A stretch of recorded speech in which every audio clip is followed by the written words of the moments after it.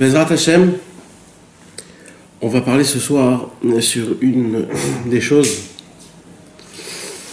qui nous arrive énormément. En fait, toute la vie,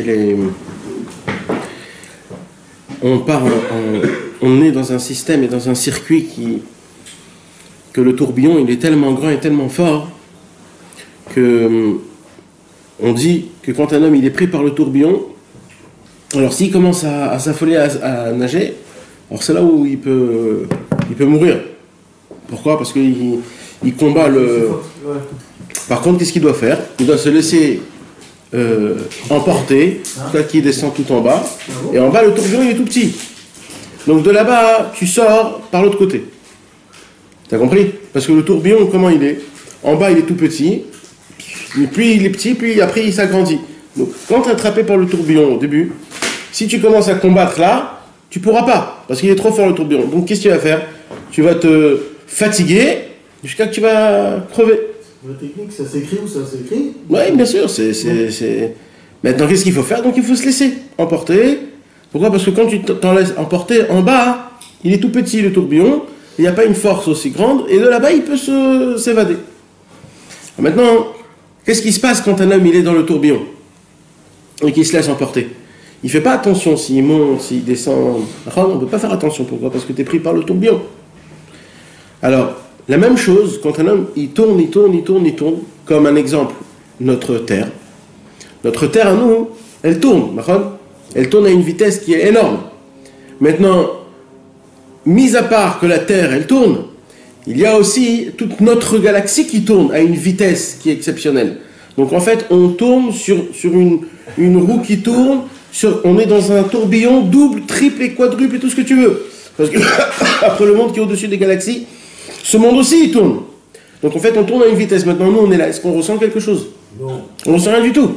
Maintenant, si tu imagines, toi, la vitesse, de quelle vitesse on tourne là? Nous, on tourne, les constellations, ils tournent d'une autre vitesse, et après le monde, et après la galaxie. Et la galaxie en elle-même, elle tourne d'une vitesse qu'on ne peut même pas s'imaginer. Comment on ne peut pas ressentir un tel tourbillon dans le cerveau? Je ne sais pas. Alors, bien sûr qu'il y a des explications philosophiques, etc. Scientifiques. Mais en vérité, c'est quoi le yin-yang? Le yin-yang, il est très simple. C'est que le corps humain, il s'habitue à tout. Un homme, il a une force, c'est de s'habituer. Et à Chas Veshalom, que Dieu nous en préserve, tu t'habitues. À quoi tu peux t'habituer? On peut même... Vraiment, ça veut dire, même si des fois c'est dur, même si des fois c'est pas comme il faut, mais l'essentiel, c'est que tu arrives à avoir ce yin tout de suite. Akadosh Baruch Hu, c'est bien pour la personne. Qu'est-ce qu'il fait Akadosh Baruch Hu?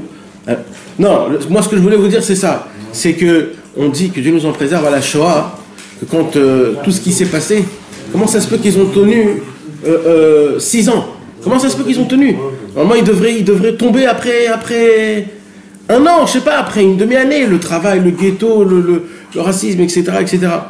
Et bien en vérité, ils te disent aujourd'hui que Dieu nous en préserve, comme ça ils ont répondu. À quoi le corps il peut s'habituer? Ça veut dire qu'Akadosh Baruch Hu nous a donné une force en nous. Cette force, elle n'est pas dans le physique, cette force elle est dans le mental. Et la force qu'il y a dans le mental, il donne au physique. C'est quoi la force de du mental? C'est quoi? C'est Issardout, ça s'appelle en français. La confiance? Non, Issardout, c'est quand quelqu'un il est dans un par exemple tu sais, les personnes qui essayent de tenir tout seuls dans des bois et dans des trucs comme ça pour être un survie. Et c'est quoi le yin-yang? Il y avait des jeux où on met quelqu'un dans une île et il doit... je veux dire, c'est le mec, on le jette dans une île... Voilà, et il doit s'arranger tout seul. Alors il s'adapte au train de vie. Et Akadosh Baruch Hu nous a donné cette force à nous, dans le corps humain. Il nous a donné dans le corps humain cette force de survie. C'est comme ça. Akadosh Baruch Hu nous a donné une force que cette force-là, personne ne la connaît. C'est que Akadosh Baruch Hu qui la connaît.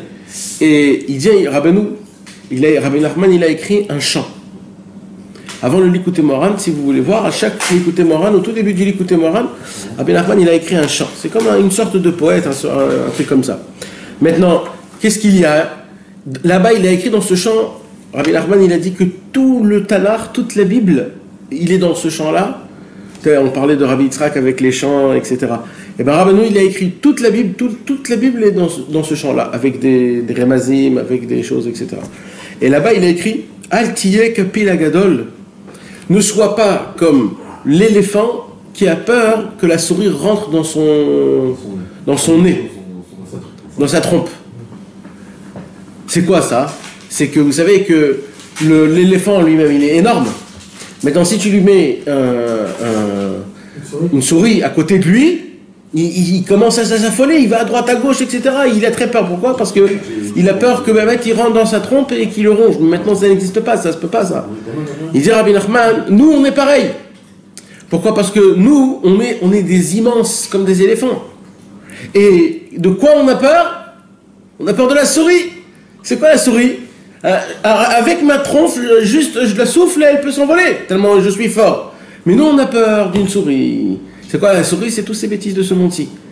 Il dit Rabbi Nachman, si on aurait connu la force qui est en nous, il n'y aura pas de libre arbitre. Parce qu'en vérité, c'est des poids lourds contre des petits poids.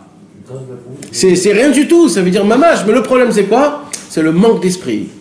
Et à cause de ça, que j'ai un manque d'esprit, alors je ne sais pas faire les adaptations entre l'égalisation.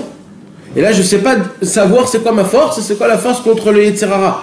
En vérité, quand des fois il y a des tentations de ce monde-ci qui sont interdites, d'accord, et que des fois je me dis mais purée, je peux pas sans ça, je suis obligé, je peux pas sans ça. En vérité, pourquoi on dit ça? C'est parce qu'on n'a pas la conscience. On n'a pas la conscience de combien on a une force.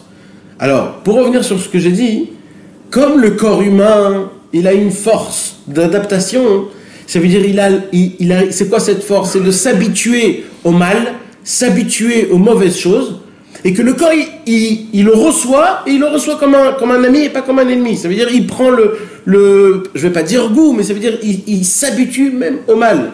Comme par exemple les personnes qui sont diabétiques, qui doivent se piquer tous les jours, 3-4 fois par jour. Maintenant, ça fait mal à chaque fois la piqûre, t'imagines? Et bien, maintenant, eux, ils sentent plus ce mal. Pourquoi? Parce que le corps, il s'adapte.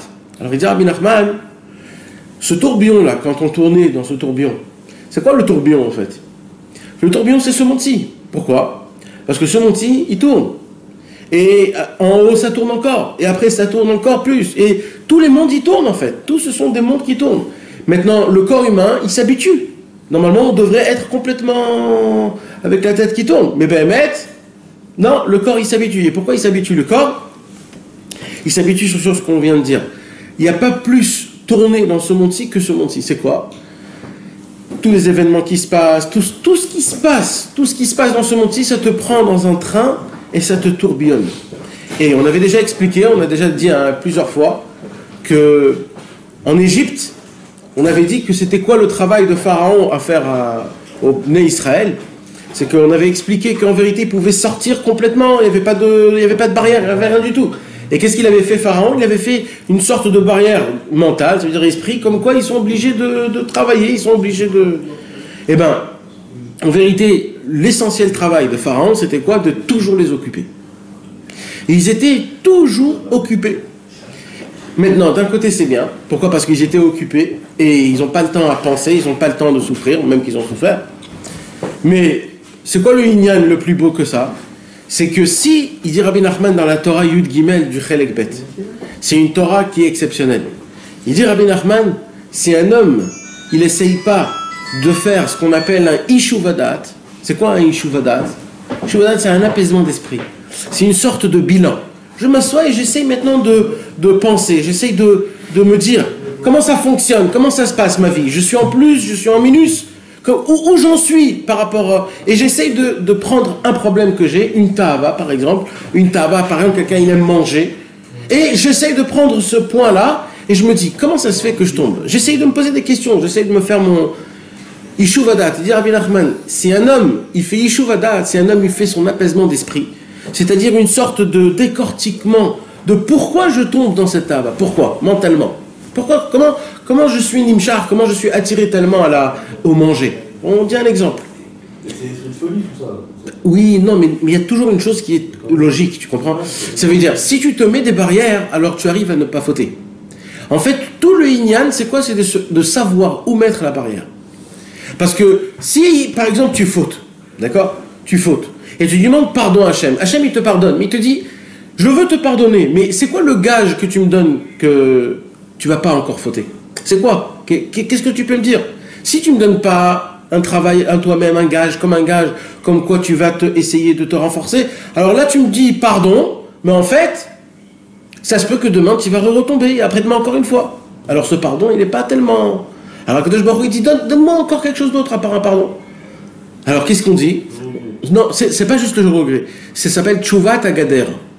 C'est, tu présentes à Kadosh Baruch Hu une certaine solution, que si tu fais cette solution-là, tu vas pas refauter. Donc tu dois revenir avec, tu te dis par exemple quelqu'un, il a envie de manger, il a une ta'ava énormément de manger comme un goinfre, etc., etc. Alors il se dit, si c'est ça, je demande pardon à Hachem que je suis tombé dans la ta'ava de Achila, et qu'est-ce que je fais? Je donne un gage à Hachem. C'est quoi mon gage? C'est, voilà, je vais maintenant me faire des heures spéciales que je mange. Comme ça, je ne pourrai pas toujours y aller et manger, etc. Donc, ça veut dire, il vient vers Akadosh Baruch Hu avec une tchouva qui est un gader. En fait, c'est une barrière qui fait que je ne pourrai pas tomber. Maintenant, après, si tu retombes, qu'est-ce qui se passe? Alors, non, alors ce qui se passe, c'est que ce que tu as trouvé, c'était faux. De se faire des heures. Peut-être qu'il faut trouver quelque chose d'autre. Qu'il faut qu'il ne soit pas chez lui à la maison. Des heures pour manger. Qui s'est dit tout à l'heure, qui s'est dit qu'il voulait faire des heures de manger, c'est pas ça que ça va l'aider. Alors il se dit, si c'est ça, c'est où que je mange? Toujours chez moi à la maison, j'ouvre le frigidaire. Alors si c'est ça, je vais pas être chez moi à la maison. Donc il vient avec une nouvelle barrière qui est peut-être plus forte. Et il dit pardon Hachem. Hachem il te dit encore, mais voilà. Alors non, j'ai trouvé, peut-être c'est ça. Et toi, tu vas essayer d'en faire ça. Si tu retombes, c'est que c'est pas encore ça. Maintenant, va retrouver. Bah oui. Alors maintenant, je dois demander pardon à Hachem, mais encore une fois, Hachem va me dire pardon. Je suis prêt à te pardonner, mais comment tu vas ne plus retomber? Ça, c'est quelqu'un qui n'est pas attaché au tzaddik. Ça, normalement, de base, comme ça, nous tous, on doit parler. Nous tous. Mais attends, là, on est en train d'expliquer un Inyan. D'abord, je vous explique ça, après, on avance. C'est quoi le Inyan?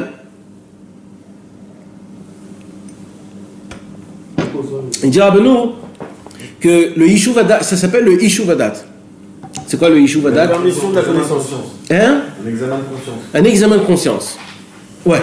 C'est un très beau, une très belle, un examen de conscience.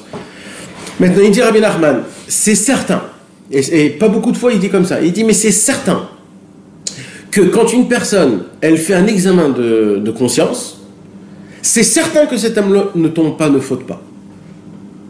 Pourquoi? Parce qu'en fait, c'est quoi que tu dois te trouver? Tu dois te trouver, c'est quoi qui te fait tomber? Mais c'est dur de trouver ça. Alors c'est ça, mais c'est un travail Introspection personnelle. Voilà. Mais exactement. Et jusqu'à ce que tu arrives à trouver la faille. Tu comprends? C'est comme une souris. La souris, qu'est-ce qu'elle fait? Il faut s'interroger à soi-même. Ah non, je vais te faire montrer comment c'est facile. Tu sais même pas comment c'est facile. Tu n'as pas compris, Nadal. Il a dit c'est dur pour trouver la solution. Ouais. Il n'y a pas que ça. C'est encore plus dur de pouvoir se poser ce genre de questions. Nahon. Ça, c'est en pratiquant les bonnes et d'autres que tu peux faire des choses comme ça, à fond bien. Ah ben, ça c'est quand Et avec ça, il faut des réponses sincèrement. Tu peux aller où tu peux te connaître. Parfois j'ai des moments, Tu parles lâcher le soir, tu vois dans ma pensée. Ouais. Et j'ai des moments où je parle dans un truc et je me rends compte de plein de choses. Par exemple, Ouais. ça vient. Et donc je dis alors là, je vais pas l'oublier ça. Et après j'oublie. Même ce que je me suis dit, tu vois, j'oublie. En vrai, il faudrait noter. Il faudrait toujours noter nos pensées, non? Toujours. Il faut toujours avoir un petit pour écrire. Moi jamais je fais ça, putain. Je vois, monsieur, j'arrive pas, c'est impossible. Quand t'as des pensées où tu sais que t'es dans le vrai et que t'es écrit, il y en a parfois, tu vois, et ben faut noter. Rabbeinu il dit comme ça. Et on le garde avec nous. Rabbeinu il dit Ma she'aolam rechokim Hashem itbarach. C'est quoi la raison pour laquelle on est loin de Dieu? Comment ça se fait qu'on est loin de Dieu? Et là Rabbeinu il dit pas Anashim. Là il dit Ha'olam. Ma she'aolam rechokim Hashem itbarach. Pas Ma she'anashim rechokim Hashem itbarach. Pourquoi il n'a pas dit Anashim, des gens? Il a dit Ha'olam, le monde. Parce que ce problème-là, c'est tout le monde, à 100%. Non, non, on parle que des Juifs. Mais c'est-à-dire, il n'y a pas quelqu'un dans les Béné Israël qui n'ont pas ce Inyan-là, qui sont loin d'Akadosh Baruch Hu. Le sentiment qu'ils sont très loin d'Akadosh Baruch Hu. Oui, mais plus on est loin, et plus on est près. Oui, mais tu t'imagines, dans la réalité, c'est complètement inversé. Donc toujours, tu te poses en question, est-ce que je fais bien, est-ce que je fais pas bien, tout le temps. Et il continue, Ve'ena mitkarvim elav barach. Et c'est quoi la raison pour laquelle on n'arrive pas à se rapprocher de Dieu? C'est quoi la raison pour laquelle? Ou rak, il dit rak, c'est juste à cause, mechamat, she'en lahem yishuvadat. C'est parce qu'ils n'ont pas d'examen d'esprit. Le yishuvadat, le fait est que j'essaye de me reposer comme question. Par exemple, encore une fois, un homme il veut se travailler sa colère, par exemple. Il est toujours coléreux. Alors qu'est-ce qui se passe? Il se dit, je vais essayer de ne pas me mettre en colère. Il arrive dans la journée et il se met en colère. Le soir, il fait un examen d'esprit. Comment ça se fait que je suis tombé dans la colère? Moi, j'ai essayé de faire, ça sert à rien. Attends. J'ai même pas de solution. Non, mais attends. Mais non. Il y a un travail à faire. Non, c'est pas la solution. Toi, tu peux pas connaître la solution. Mais toi, ce que tu dois te trouver, c'est comment je pourrais ne pas tomber dans la colère. C'est plus dur. Oui. Comment? Alors, si par exemple, c'est toujours quelqu'un qui te met en colère, toujours c'est une seule personne qui te met en colère, tu dis si c'est ça, je vais essayer de m'éloigner de lui pour pas que je me mette en colère. Maintenant, si tu vois que ça marche, alors peut-être c'est ça qui a relu tout. Et si c'est pas ça qui a marché, tu dois te trouver donc une autre solution. Et tu te remets dans le même cas. Comment je suis tombé? Pourquoi je suis tombé? C'est quoi qui m'a chauffé? C'est ça qui m'a chauffé. Bon, il faut que j'essaye de trouver une solution. Comment de m'éloigner de ça? Ça s'appelle un yishuvadat. Ou alors dans le cas contraire. C'est-à-dire quand une personne, par exemple, un matin, il s'est réveillé avec beaucoup de lumière. Elle a dit, allez, je vais faire une belle fila chacharit, je vais faire un beau Birkat Amazon, etc., etc. Il commence à rentrer et il voit qu'il arrive, il fait une belle prière, etc. Il arrive à tout faire. Alors qu'est-ce qui se passe dans ce système-là? Dans ce système-là, il faut qu'il sache. Il faut qu'il sache que Akadosh Baruch Hu, là, il aide. Il aide. Et que c'est pas d'afka à toi, ça veut dire demain ça peut ne pas être. Mais maintenant toi c'est quoi ton travail? C'est quoi qui m'a fait faire cette sensation là? Qu'est-ce qui s'est passé? J'ai fait quelque chose de spécial hier soir qui m'a entraîné le fait est que je me suis levé comme il faut. Ou alors c'est peut-être j'ai eu une pensée comme ça. Il faut essayer de se poser la question, c'est quoi qui me met dans ce inyan là pour que je puisse après me le faire moi-même, ce inyan. Alors donc c'est ça le yishuvadat, dit Rabbeinu. Quand un homme il fait le yishuvadat, alors il arrive à avancer. Pourquoi? Parce qu'il voit les failles. C'est, comme on a dit tout à l'heure, c'est une souris qui a des tout petits trous dans la maison. Elle arrive à être partout. Là où tu lui mets un truc, toujours tu la retrouves encore dans une autre... Pourquoi? Parce que elle est toute petite. Elle peut se fendre dans chaque... Là où tu mets, elle est là. Donc nous, c'est exactement pareil. Malheureusement, le fait est que toujours, j'ai ce problème-là que je tombe dans des choses et j'arrive pas à comprendre pourquoi je retombe toujours dans les mêmes choses. Rabbeinu, il nous dit, en fait, c'est un schéma, il faut juste écrire un schéma. Il faut faire, c'est comme quand tu construis une maison, tu construis ta neshama. Tu es obligé de voir c'est quoi qui te fait l'envie et c'est quoi qui te fait pas l'envie. Rabbeinu, on a déjà parlé de ça, Rabbeinu, il a dit comme ça, dans le Likuta Halachot, il dit, dans beaucoup de livres, il y a écrit que toutes les choses qui sont spirituelles, il faut essayer de ne pas avoir de kiff. Pourquoi? Parce que pour que ça soit complètement comme pour Hachem. Pour pas que j'ai quelque chose de personnel que j'aime la chose. Il y a comme ça, Rabbeinu il dit, il y a plein de livres à l'époque qu'ils ont écrit comme ça. C'est pour cela qu'ils essayaient de se travailler, de faire des choses sans trop avoir... ils mangeaient tout petit à petit, même pendant Shabbat, ils essayaient. Pourquoi? Pour faire juste la mitzvah et pas plus que ça. Pour pas que le corps, il prend un na'a. Et il dit Rabbeinu, mais aujourd'hui, ce n'est pas pareil. Rabbi Nathan. Rabbi Nathan dit, aujourd'hui, c'est pas pareil. C'est quoi le travail d'aujourd'hui? Le travail d'aujourd'hui, c'est très très très simple. C'est de vivre du jour en jour. D'essayer de voir dans ma journée. Je ne peux pas faire tchouva sur des choses que j'ai accumulées pendant des dizaines d'années. T'imagines, un homme, il accumule pendant des dizaines d'années. Il peut pas changer. Non, il peut pas changer. Mais essaye de te remettre dans là où tu peux le plus changer. Alors il dit Rabbi Nathan, tout le inyan, c'est quoi aujourd'hui? C'est le fait d'être Bessimcha quand tu es dans la mitzvah. Aujourd'hui, ça ne parle plus, ça, c'est non. Il dit Rabbi Nathan, aujourd'hui, le travail, il est inversé. Aujourd'hui, c'est toute la simcha, c'est tout le ta'anoug. Pourquoi? Parce qu'il faut prendre le corps qui est complètement charnel et d'essayer de, un tout petit peu d'essayer d'enlever la crase qu'il a en lui pour l'adapter à la Neshama. Parce que la Neshama, elle a énormément. Et ça, comment on le fait? On le fait en utilisant le corps pour des choses de saint. C'est-à-dire, là où on peut, par exemple, Shabbat, manger, alors oui, alors amène tous les désirs que tu peux pour que Shabbat, tu puisses kiffer, pour que tu anéantis, pour que tu fais étudier à ton corps qui s'habitue à kiffer des choses qui sont saintes. C'est la raison pour laquelle, comme ça Rabbi Nachman dit, il faut essayer de trouver la simra dans chaque chose que tu fais. Comment? Tu essayes de trouver comment tu vas faire un kiff. Par exemple, le matin, tu te dis, allez, vas-y, pour me renouveler, je vais m'acheter un super beau sidour. Et voilà, et le lendemain matin, ça te donne un petit kiff. Pourquoi? Parce que tu sais, voilà, j'ai un nouveau sidour, je vais maintenant... Ou alors, je t'achète une nouvelle pochette de tefilin, par exemple. Ou alors un nouveau talit. Des trucs comme ça. Tout ça pourquoi? Parce que malheureusement, on ne peut pas s'attirer à la spiritualité. Malassot. On est des gens qu'on est complètement... Alors, qu'est-ce qu'il faut faire? On va essayer de faire kiffer le corps. Mais quand on va faire kiffer le corps, alors grâce à ça, hein, peut-être que la Neshama, elle va avoir une attirance et qu'on pourra ressentir Behemet la Neshama, la force du kiff de la Neshama grâce au Ta'anoug qui est Bigdusha ou Betahara. Et ça, en vérité, c'est beaucoup plus facile que... Donc ça, en fait, c'est quoi? C'est tout le Inyan. Tout le Inyan, c'est le fait d'essayer de faire rentrer cette simra dans tout ce que tu fais. Parce que qu'est-ce qu'il continue? Il dit, un homme ne peut pas faire cet examen d'esprit, écoute ça Steve, que s'il est Bessimcha. Que si dans toute la journée il est Bessimcha. Il dit pourquoi? Vous avez vu les choux-fleurs? Il y a les choux-fleurs qui sont complètement fermés, ouais. Et il y a les choux-fleurs que dans la journée ou quand il y a du soleil, ils s'ouvrent, mais plein comme ça. Il dit, nous le cerveau, c'est comme un chou-fleur. Qu'est-ce qui se passe? Dans le cerveau, quand un homme il est chas v'shalom, pensif, il est triste, il est en amertume, il est très... Qu'est-ce qui se passe? Le cerveau, il se contracte en lui-même, et il se rapetissait, il se ferme. Et qu'est-ce qui se passe quand il se ferme? Il ne voit pas en grand esprit, comme on dit. Il voit pas très loin. Maintenant, il dit, nous, qu'est-ce qu'elle fait la simcha? La simcha, il fait ouvrir le cerveau comme un chou-fleur.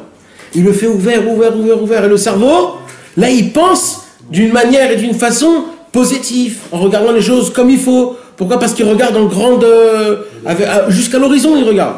Maintenant, il dit, nous, et c'est au moment où tu es joyeux que ton esprit est ouvert. Et quand ton esprit est ouvert, là, tu peux faire le Yishuvadat. Parce que tu ne peux pas faire le Yishuvadat quand ton esprit il est tout renfermé. Nahon, Steve, c'est ça notre problème. Nous, on est toujours... Hein? Alors, tu peux redire la fin. Alors, comment ça fonctionne? On a dit que quoi? On a dit qu'un homme, il ne peut pas fauter s'il ne fait pas le Yishuvadat. D'accord? Maintenant, comment on fait un Yishuvadat? C'est difficile. Pas tout le temps tu arrives à faire ton Yishuvadat. Alors, il dit, nous, comment tu arrives à faire un Yishuvadat? Grâce à la simcha. Pourquoi grâce à la simcha? Parce que la simcha, elle ouvre l'esprit. Et la tzvut, la tristesse, elle renferme l'esprit. Donc, quand un homme, il est triste et qu'il veut essayer de faire le Yishuvadat, il ne pourra pas parce que son cerveau, il est fermé. Ce qu'il faut avoir, c'est quoi? C'est la simcha. La simcha, quand tu la ouvres, alors là, ton cerveau, il est assez ouvert pour essayer d'être pensif, positif, et pour essayer de regarder les choses comme il faut, si j'arrive pas, pourquoi? C'est quoi qui me fait que ça m'entraîne à faire ou à pas faire? Donc ça peut être que grâce à la simcha. Donc il faut le faire en étant bessimcha. Ouais. Et c'est ça le problème, c'est que la majorité, quand les gens ils essayent de faire ils sont que dans la tristesse. C'est normal, Pourquoi? Parce que mais on dit aussi qu'il faut faire l'examen de conscience, mais dans le positif. Oui, bevadaï. C'est équivalent dans les deux sens, mais bien sûr. Il faut se concentrer sur vraiment nos qualités. Nafon, bien sûr. Là, on peut être joyeux aussi dans le chol, pas dans la spiritualité, on peut être joyeux avec des copains. Ça dépend. Ça marche ou c'est que dans des trucs kadosh? Ça dépend avec quel copain. Non, mais c'est-à-dire la joie. Avec... Non, même si c'est une joie stam, une joie. C'est ça l'importance, non? Oui, mais il ne faut pas que ça soit dans des choses qui ne sont pas... C'est qu'on a rigolé par exemple entre nous là. Ouais, ça, oui, oui, mais ça serait pas Bessimcha par exemple quand un homme il va dans une boîte de nuit et qu'il y a de la musique, etc. Et lui il danse et il croit qu'il est Bessimcha. Rabbeinu il dit c'est très grave ça. Non, mais c'est la Sitra Hara. Rabbeinu, il appelle ça des rikoudim de Sitra Achara. C'est pas bien du tout. Quand c'est pas pour une joie spéciale, qu'on comprend pas c'est quoi exactement, alors la simra elle est pas comme il faut. Une personne elle doit être joyeuse dans des bonnes choses. D'être joyeux dans des mauvaises choses, ça s'appelle l'imbécilité. Par contre, quand un homme il est joyeux dans des choses qui sont réelles, cette joie elle est à l'éternité parce que la réalité elle est éternelle. Donc la joie elle est éternelle. Maintenant il dit Rabbeinu comment on fait pour arriver donc. Je récapitule parce qu'on va avancer. On va voir comment tout ça. C'est tout, ça reste la vie ça. Ouais. Maintenant on va voir comment tout ça c'est dans notre paracha avec l'itro etc. Comment ça fonctionne? Ça fonctionne comme ça. Un homme, on a dit il est pris par le tourbillon. Et pourquoi on ne sent pas le tourbillon? C'est parce que le corps il a la force de souffrir, de s'adapter, l'adaptation à la souffrance. Donc à cause de ça, grâce à ça, on ne ressent pas. Et ça ressemble à quoi au monde? Que ce monde, on est pris par des tourbillons, comme à l'époque en Égypte, que Pharaon, tout son travail à lui, c'était quoi? C'était d'essayer d'occuper la personne pour pas qu'elle essaye d'être Meyachev le date, pour pas qu'elle essaye de faire l'examen de l'esprit. C'est la raison pour laquelle on est resté en Égypte autant, 200 ans. En fait, on pouvait se sauver tout de suite si on aurait fait le Yishuvadat. Elle laissait jamais tranquille, elle laissait tout le temps. Toujours occupé, tu vas faire ça, tu m'en es ça. Il dormait le soir quand même. Oui, mais ça veut dire à peine il rentrait, tout de suite il dormait, tu comprends, il était fatigué. Et le matin, tout de suite il fallait qu'il se réveille. Donc ils étaient toujours occupés, tout ça. Vous n'avez pas eu le temps de faire L'examen de l'esprit, ils n'arrivaient pas à voir c'est quoi, pourquoi on est dans un tel engrenant. Parce qu'ils auraient pu trouver éventuellement une solution. Ouais. Mais ils n'avaient même pas le temps. Non, exact. C'est nous. Ouais. C'est nous. Bah ouais. Ils ont fait les naïfs pendant la journée. Exactement, c'est ce que j'ai dit. Comment ils ont tenu, c'est ça le Inyan. Tous. Travailler. Exactement. Qu'est-ce qu'il y avait écrit c'est quoi qu'il y avait écrit? Le travail. Le travail, c'est la vie. C'est la vie, un truc comme ça. Et ça, c'était. Ils devaient passer tous les jours devant, tu sais, ils sortaient, ils rentraient. Et ils devaient voir, etc. Ça devait être leur. Il y a deux liens dans le monde. Il y a le lien de monde qui tourne. Ouais. Il y a un lien d'attraction aussi. C'est ça. Mais L'attraction, c'est autre chose. L'attraction, c'est la paresse. Je parle pas encore de ça. Parce que ça, c'est encore un autre Inyan, ça. Le force de l'attraction et la force de la rétraction.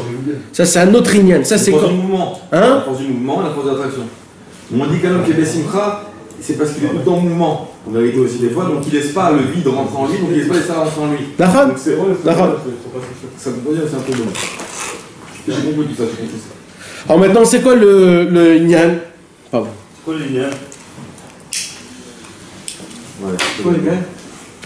Regardez, c'est les liens. Ce qui se passe, c'est que donc on est pris dans le tourbillon, donc on n'a pas le temps de faire le Yishuvadat, et à cause de ça, j'arrive pas à me sortir à être un homme qui est freedom. Donc tu dois te laisser tomber. Alors, qu'est-ce qu'il dit Rabbeinu? Il dit Rabbeinu, comme dans chaque chose, dans le tourbillon, qu'est-ce qu'il faut? Tu te laisses. Au moment où tu te laisses t'aspirer vite fait. Ça, le mec qui est dans la faute, il continue. Non, Chas V'Shalom, c'est pas ça. Ah, voilà, il faut expliquer, frérot. Alors j'explique. Alors qu'est-ce qui se passe? Il a raison, c'est parce que C'est une vraie question, excuse-moi. je te laisse tomber, c'est pourquoi je te laisse tomber. T'as besoin de tout. Tu laisses tomber, c'est-à-dire quand tu fautes, tu continues ta faute jusqu'à la fin. Non. Bah oui. Mais quand tu t'es fait absorber par le mal, frère. Nous on sait, mais bon. C'est comment? C'est vrai. Je te pose la question. Non, c'est une très très bonne question, parce que dans le pratique, comment ça fonctionne? D'accord? Quand normalement un homme il doit se faire attirer par le tourbillon, alors ça veut dire quoi? Ça veut dire que quand un homme il est pris dans ce monde-ci avec tout ce qui se passe, etc., c'est quoi que tu me dis de faire? C'est de vas-y, je me laisse. Non, pour ça, c'est que quand t'es dans une faute, t'as un moment où t'es trop chaud pour pouvoir réfléchir. T'as plus de discernement quand t'as fait la faute, t'as plus de date. Quand tu fais une faute par définition, t'as plus de date. Parce que la faute, il y a une prira avant, il y a un libre arbitre avant. Et une fois que t'as fait la faute, ils ont mangé la Hetzada. Mais pendant que tu coules, tu perds du date quand tu fais une faute, tu perds du date. Donc à ce moment-là, tu n'as plus le temps pour pouvoir réfléchir sur le temps parce que tu es dans la faute déjà. Il faut attendre un petit instant, ça on dit que tu parles, il faut attendre un moment pour descendre un petit peu, ça ne veut pas dire laisser emporter par la faute. C'est attendre un petit peu, le fait de refroidir un petit peu pour pouvoir avoir l'esprit plus clair, pour pouvoir reprendre la cible. Ça, c'est ça, relâcher. Je vais essayer de plus. Pas dans le sens de tomber dans la faute. Ouais, mais dans le sens de. Exactement, relâcher dans le sens où tu relâches genre Non. Explique-moi bien. Ça peut être aussi ça, ça peut être aussi la pensée, parce que la pensée, il dit Rabbeinu, c'est comme un bateau qui est dans une tempête. T'es une seconde en haut, et une seconde après, t'es tout en bas. Comme dans une tempête, ça veut dire que tu peux penser des bonnes pensées, et ça t'emmène, va savoir où. Alors, mis à part ça, il y a un autre Inyan. Il dit Rabbi Nachman, ça veut dire quoi de se laisser aller dans le tourbillon? C'est quoi? C'est pourquoi, normalement, dans la logique des choses, pourquoi je devrais me laisser aller? Me laisser aller, ça veut dire mourir, en fait. Parce que je descends. Tu peux aller dans le tourbillon, par exemple. Oui, mais dans le tourbillon. petit en bas. Nahon, ça c'est quand je vous explique, mais la logique qui est de bébé. Il comprend pas, il dit non, au lieu de sortir, toi tu t'aspires tout en bas. Il dit Rabbi Nachman, c'est quoi la bouée de sauvetage dans la vie d'un homme quand une personne elle n'est pas à point? C'est Azamra. C'est quoi Azamra? De se juger du bon côté, de toujours regarder les bonnes choses que j'ai fait. Il dit ça c'est la bouée de sauvetage pour tout. Quand une personne elle est envoûtée dans l'eau qui le jette et qui le gicle, alors la bouée de sauvetage c'est la force de Azamra, c'est-à-dire de se juger du bon côté et de toujours regarder les bonnes choses. Et les gens ils croient que quoi? Que ça, c'est pas un travail, parce que c'est une sorte de philosophie, c'est une sorte de conseil pour que ça t'aide, mais c'est pas du vrai concret. Ils disent, ah ben non, le plus concret de tout, c'est ça. Mais pour ce travail-là, il faut, on appelle ça dans la chaîne de la Torah, Shev ve'al ta'aseh. Des fois, assis-toi et ne fais rien. Ça veut dire quand quelqu'un il vient et qui va aider toujours. Hein? C'est pas une bonne énoute, ça. Non, c'est pas une bonne énoute. Une bonne énoute, c'est beaucoup plus compliqué parce que tu dois rentrer dans le fin fond et pour l'instant t'es pas capable parce que t'es en Mais tristesse. ça, on parle de ça, c'est c'est une sorte d'Ibn Énoute. Non. Ah, Yeshuvadat, c'est une sorte de bonne énoute. Bah oui, c'est un exemple. D'accord, tu peux dire ça. Tu peux dire ça. Mais moi, ce que je suis en train de te dire, c'est un peu plus facile que la Hitbonenut. Le Yeshuvadat, c'est ça la Hitbonenut. Mais moi, ce que on est en train d'expliquer, c'est un niveau qui est beaucoup plus facile à arriver que la Hitbonenut. Il faut beaucoup de préparation, il faut bien rentrer dans le problème, etc. Le Yeshuvadat, c'est un peu plus le sentiment. Tu comprends? Comme ce qu'on a dit tout à l'heure. Ce qu'on a dit tout à l'heure, d'essayer de trouver le kiff dans la Torah, dans les mitzvot. Donc c'est plus un sentiment, tu comprends? C'est le sentiment qui parle, c'est pas la sagesse de la Hitbonenut. Et par rapport à ça, tu fais le Yeshuvadat. Mais là, ce qu'on est en train de dire, c'est quoi? C'est que quand la personne, elle fait le Yeshuvadat, c'est-à-dire qu'elle arrive à avoir l'inspection de l'esprit, Rabbeinu, il dit, comment on arrive à ça? Alors quand un homme, il se juge du bon côté, qu'est-ce qui se passe? Il se reconstruit. Parce qu'un homme qui n'y croit pas en lui-même, il est mort, il est vide. Il n'y a rien en lui. Comment j'arrive à me reconstruire? En ayant l'importance. De juger du bon côté. Non, l'importance de moi-même, tout simplement. Ouais. Quand j'ai l'importance de moi-même, je veux dire, j'ai confiance en moi-même, je crois en moi-même, je sais que j'ai de la force, que je ne suis pas comme un éléphant qui a peur d'une souris. Alors là, ma neshama, elle commence à ne plus être vide, elle commence à se remplir. Et il dit Rabbeinu, donc dans ces mois, lui, comment on arrive à se reconstruire, comment on arrive à croire en nous-mêmes quand on regarde les bonnes choses qu'on a fait. Et de le prendre, de les chérir. Et c'est ça qui t'emmène à la joie, c'est ça qui t'emmène au Yeshuvadat, et c'est le Yeshuvadat qui t'emmène à ne plus fauter. Tu peux pas faire un Samra, tu peux pas. Mais l'examen d'esprit. Non mais Nathan, moi je comprends tout ça. Mais par rapport au machin que tu donnes avec le tourbillon, tu peux pas faire un Samra tout de suite après une faute. La bœuf.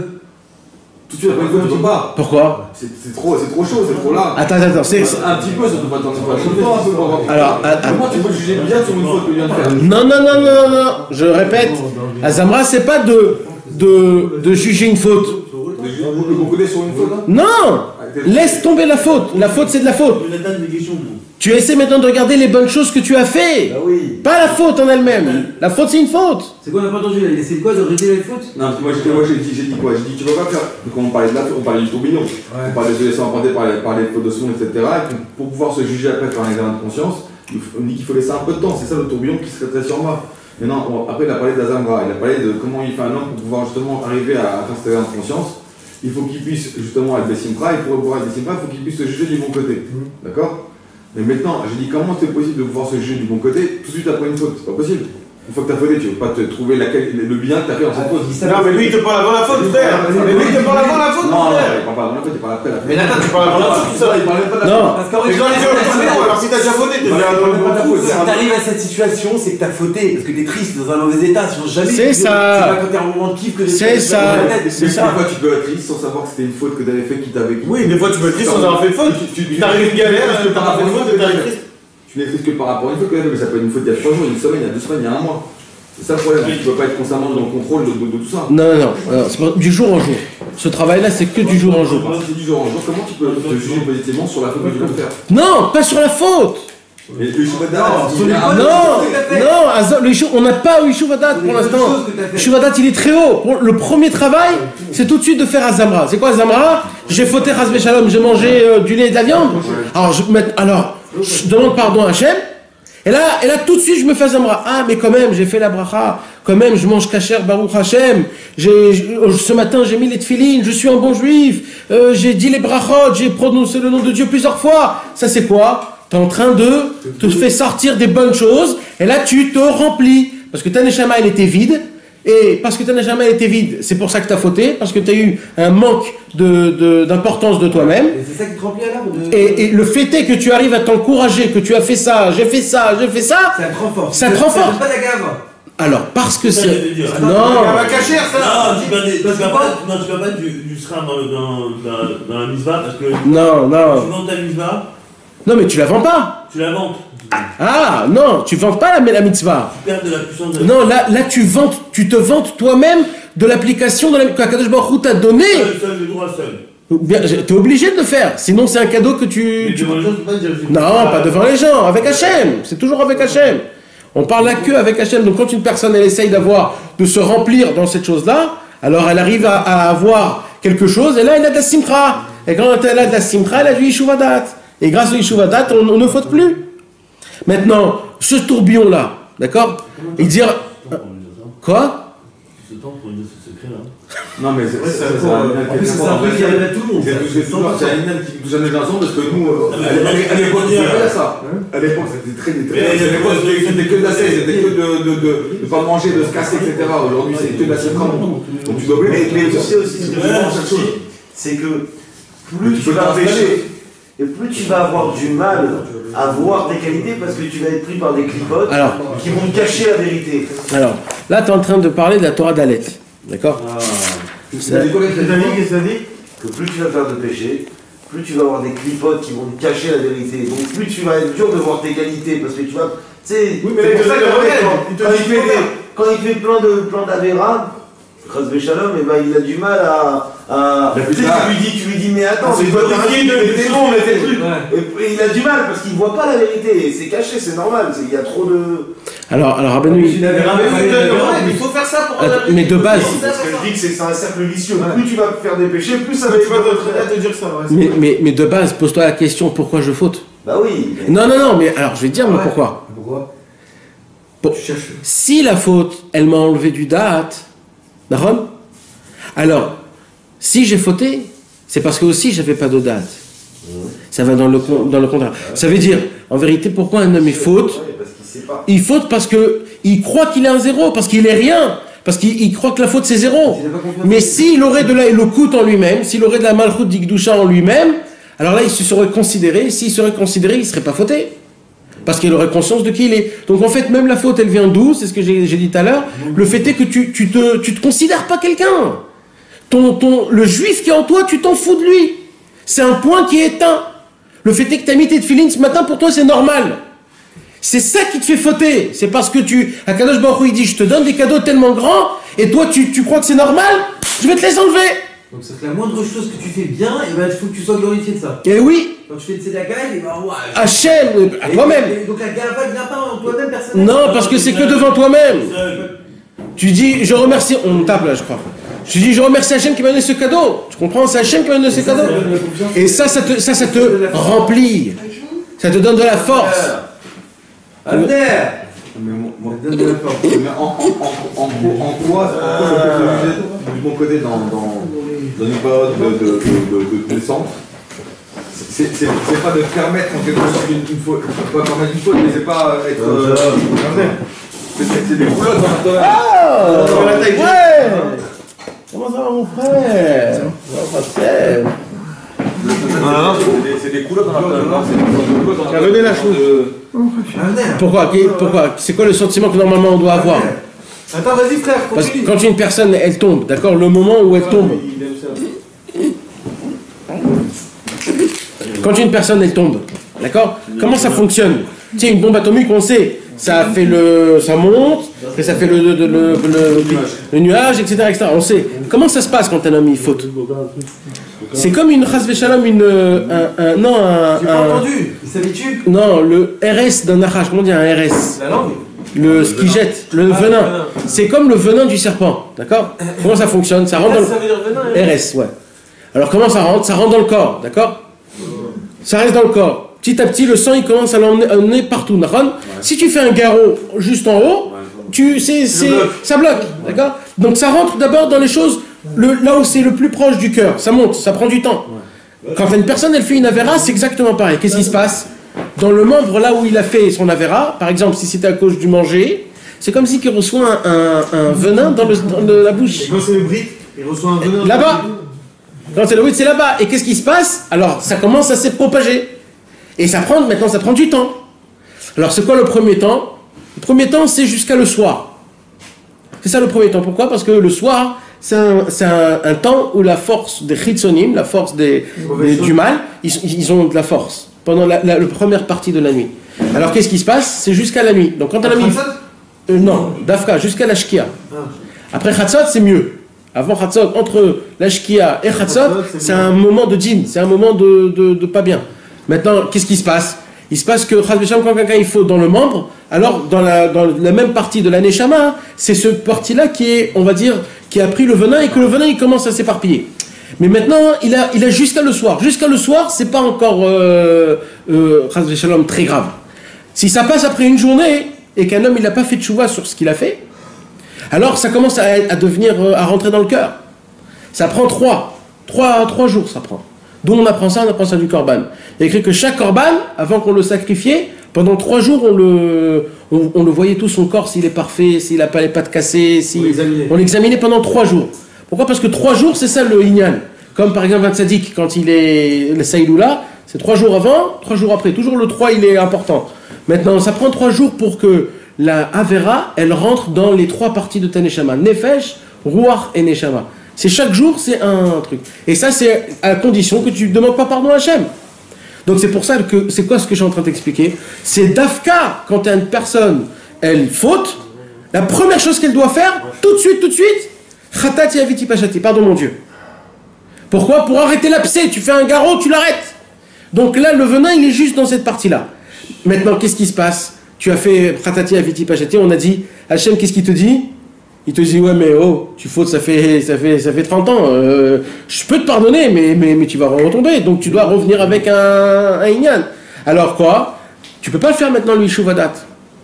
C'est pour ça que le premier travail, c'est quoi? C'est Azamra.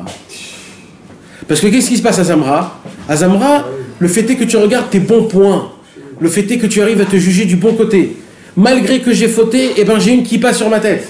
Malgré que j'ai fauté, je mange kasher. J'ai mis mes tefs ce matin.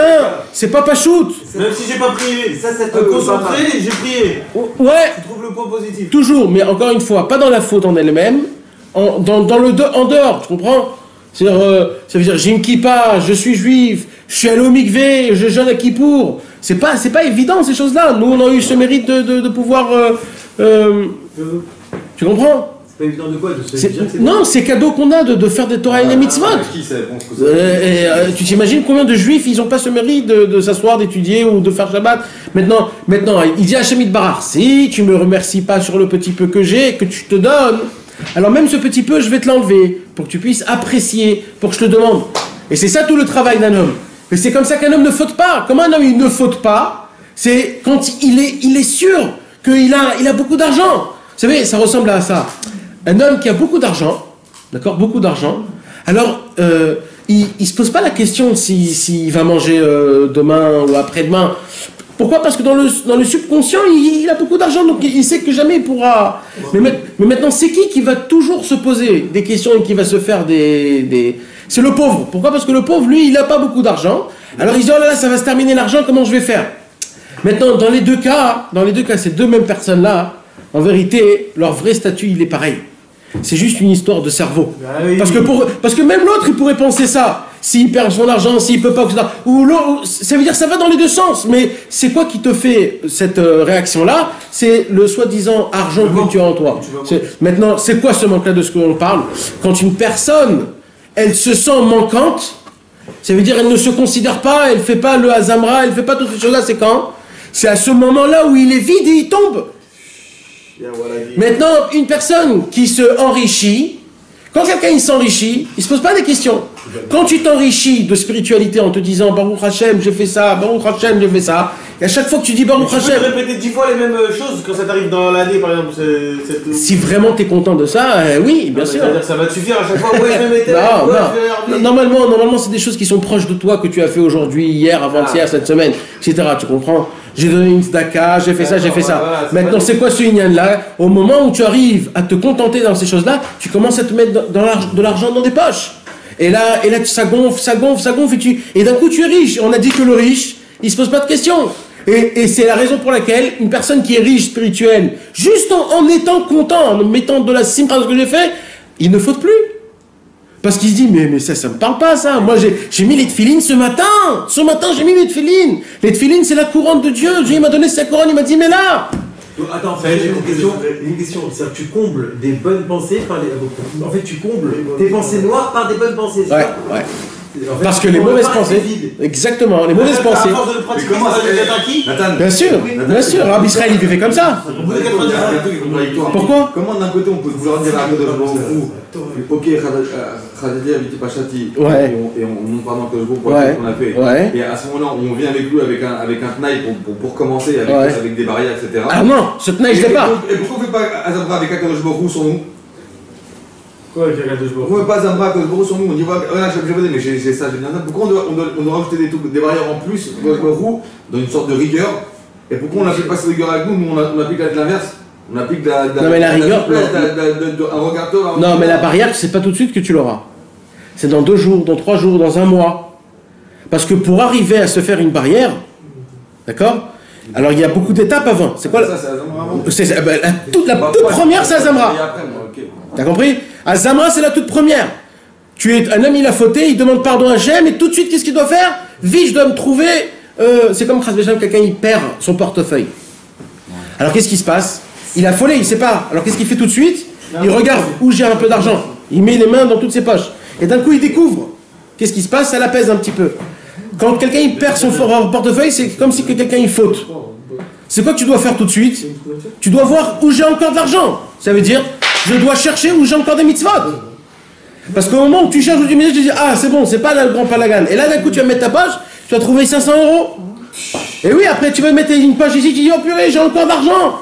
C'est ça Azamra. Azamra, c'est tu fautes, alors vite, tu vas vite voir si j'ai des mitzvot. Et là, tu dis, ah, j'ai ça, bon, ça va. C'est pas. Et au moment où j'ai ça, alors je suis content. Et là, ça me donne l'envie de chercher, peut-être je vais trouver mon portefeuille. Et là, tu vas voir comme l'esprit ouvert, tu vas dire, je vais chercher le portefeuille. Et d'un coup, tu trouves le portefeuille. Et là, tu as gagné même l'argent que tu avais dans tes poches et même l'argent du portefeuille. Tout le travail. Donc, quand un homme, il fait ça, là, après qu'il a fait ça, il se met des barrières. Parce que là, il est en mode simcha. Là, il est en mode tov. Tu comprends? Il n'est pas en mode din, parce qu'il a fauté, parce qu'il est contracté, parce que ça. Maintenant, il dit Rabbi Nachman, comme ça. C'est ce que tu avais posé comme question, Yaakov, dans la Torah d'Alet. Il n'y en a pas. Non. Hein? David. David, il avait posé? Je crois que c'est toi qui as la Torah d'Alet. Ah, Nachon. Alors, qu'est-ce qu'il y a écrit ici? Il y a écrit ici qu'un homme, il est obligé de toujours dire c'est pour mon bien.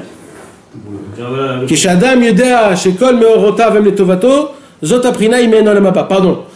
Là, il y a écrit quand un homme il sait que tout ce qui se passe avec lui c'est pour le bien, cet homme-là il vit dans le Olam Haba.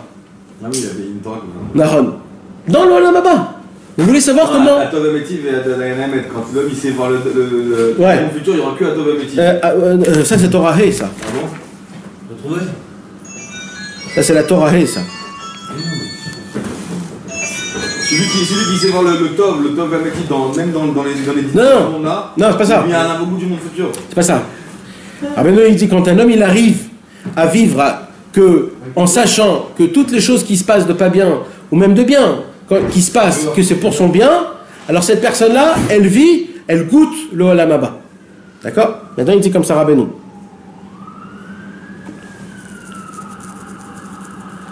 Comment on est maintenant offré d'avoir cette force-là, de pouvoir comprendre que tout ce qui se passe avec moi, c'est pour mon bien. Et là, c'est là où il dit Rabbeinu, quand il arrive à élever la malchoute de Sitra Achara sur la malchoute d'Ikdusha. Ça veut dire quoi? Il y a deux sortes de forces de royauté dans ce monde-ci. Là, il y a la royauté des forces extérieures, et il y a la royauté divine d'Akadosh Baruch Hu. La royauté divine d'Akadosh Baruch Hu, c'est quoi? C'est qu'on voit que Hachem, il est présent. Comme par exemple, quand on est sorti d'Égypte, alors on a vu les 10 plaies, on a vu la mer qui s'ouvre, Akadosh Baruch Hu s'est dévoilé devant nous sur le mont Sinaï, on a vu Akadosh Baruch Hu, etc. Alors là, on voit Hachem. Et ça s'appelle la malchoute d'Ikdusha. C'est la malchoute qui est sainte. D'accord? Quand je vois la main de Dieu. Maintenant, il y a la malchoute de Sitra Achara. La malchoute, la royauté de l'autre côté. C'est quoi la royauté de l'autre côté? Quand tu vois que tout ce qui est l'inverse de Dieu, c'est ça qui règne. L'argent, la publicité, les films, Hollywood, etc., etc. Ça, c'est quoi? Ça, c'est la malchoute de Sitra Achara. Il dit Rabbi Nachman, quand tu arrives à prendre la royauté extérieure et tu arrives à la rendre royauté Bigdusha, alors grâce à ça, si tu arrives à faire ça, tu arrives à comprendre que tout est pour Akadosh Baruch Hu. Maintenant, comment tu fais? Alors, il dit Rabbeinu, on ne peut pas ramener la royauté extérieure à Hachem que quand une personne, elle fait le vidouï dvarim. Quand une personne, elle se confesse devant le tzaddik. Quand la personne, elle se confesse devant le tzaddik, qu'est-ce qu'elle fait? C'est quoi ce travail-là, cette confession? Alors, on va pas vous expliquer, il y a écrit dans le... devant le tzaddik. Dans l'Halacha, il y a écrit, un homme qui faute, alors il doit aller voir un Talmid Chacham, et il doit lui parler de cette faute-là, pour que le Talmid Chacham lui fasse le travail de Yishuv Hadat, pour que ce soit le Talmid Chacham qui te met la barrière, pas toi. Compris? Parce qu'on a dit qu'il faut le Yishuv Hadat. D'abord, lui, il t'a forcément, avant de faire ça, et avant de te donner ce conseil-là, il t'a forcément jugé du bon côté aussi. Oui, ça c'est certain. Ça, c'est... Parce que tu m'as dit que tu lui vit dans ça, lui il vit dans ça. Sinon il peut pas donner. Il peut pas donner de conseils. Alors maintenant, qu'est-ce qui se passe? Alors comment tu dois aller? Tu dois aller chez le tzaddik, et quand tu vas chez le tzaddik, tu dis voilà tzaddik, j'ai fait ça, ça, ça et ça et ça. Alors lui il va te poser des questions. Comment tu as fait ça? Pourquoi tu as fait ça? C'est quoi qui t'a poussé à faire ça? Et toi tu devras toujours redire et expliquer et décortiquer. C'est pour cela qu'il dit Rabbi Nachman que la confession en elle-même, c'est pas juste Hachem, j'ai mangé pas cachère. Ça suffit pas de faire ça. C'est-à-dire Hachem, j'ai mangé ça et ça et ça et là-bas et j'ai ressenti ça, etc., etc. Le vrai vidouï dvarim qui est décortiqué. Maintenant, quand une personne elle fait le vidouï dvarim, il dit Rabbeinu Akadosh. Et là, écoutez bien, c'est un secret qui est exceptionnel. Là, il dit comme ça. Pourquoi le fait est que quand je fais le vidouï, j'arrive à élever, c'est ce qu'on avait parlé David, j'arrive à élever la malchoute de Sitra Achara, la rendre malchoute d'Ikdusha, et grâce à ça j'arrive à voir que tout est pour le bien. Alors il explique comme ça Rabbi Nachman. Quand un homme il vient chez le tzaddik et il dit la faute qu'il a fait chez le tzaddik, la faute en elle-même, c'est du bien ou c'est du mal? Du mal. Du mal. Et le vidouï qu'il fait, c'est du bien ou c'est du mal? C'est du bien. C'est du bien. Mais le vidouï et la faute, c'est la même chose, parce qu'il dit quoi? Il dit la faute. Oui. Alors comment ça se peut que la faute, en la racontant, elle devient Bigdusha? Parce qu'en fait, vidouï, c'est une mitzvah tassée de Raïta. Il y a écrit vite. Tu peux le date, tu n'avais pas du tout cette faute. Exactement. Il dit Rabbeinu comme ça.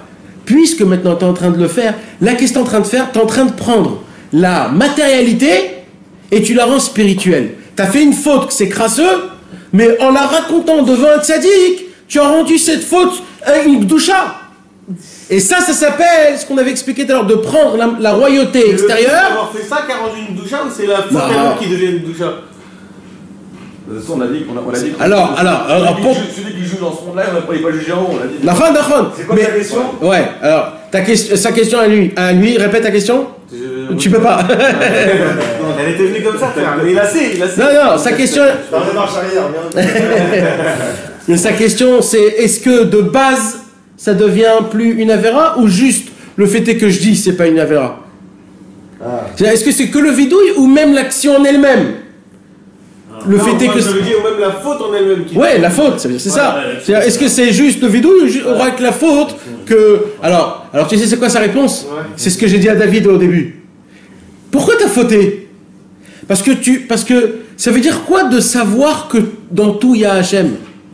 De ressentir la faute. C'est si je ne ressens pas dans quelque chose Hachem, c'est à cause de ça que je vais fauter. Et c'est quand j'arrête de fauter, quand je sais que là-bas il y a Hachem. Voilà, Pas dans la faute, dans la chose en elle-même, tu comprends? Parce que tout ce qui m'a emmené à fauter, c'est que j'ai vu quelque chose et une seule seconde, j'ai pas été connecté à Hachem. Et c'est ça à cause de ça. Parce que c'est quoi la faute? C'est je veux retirer un plaisir de cette faute. Mais ce plaisir, je le reçois de Dieu normalement si j'ai envie. Donc si je crois pas que Hachem il peut me le donner, donc je suis obligé de chercher autre part. Et c'est à cause de ça que je faute. Mais tu peux aller partout comme ça, là.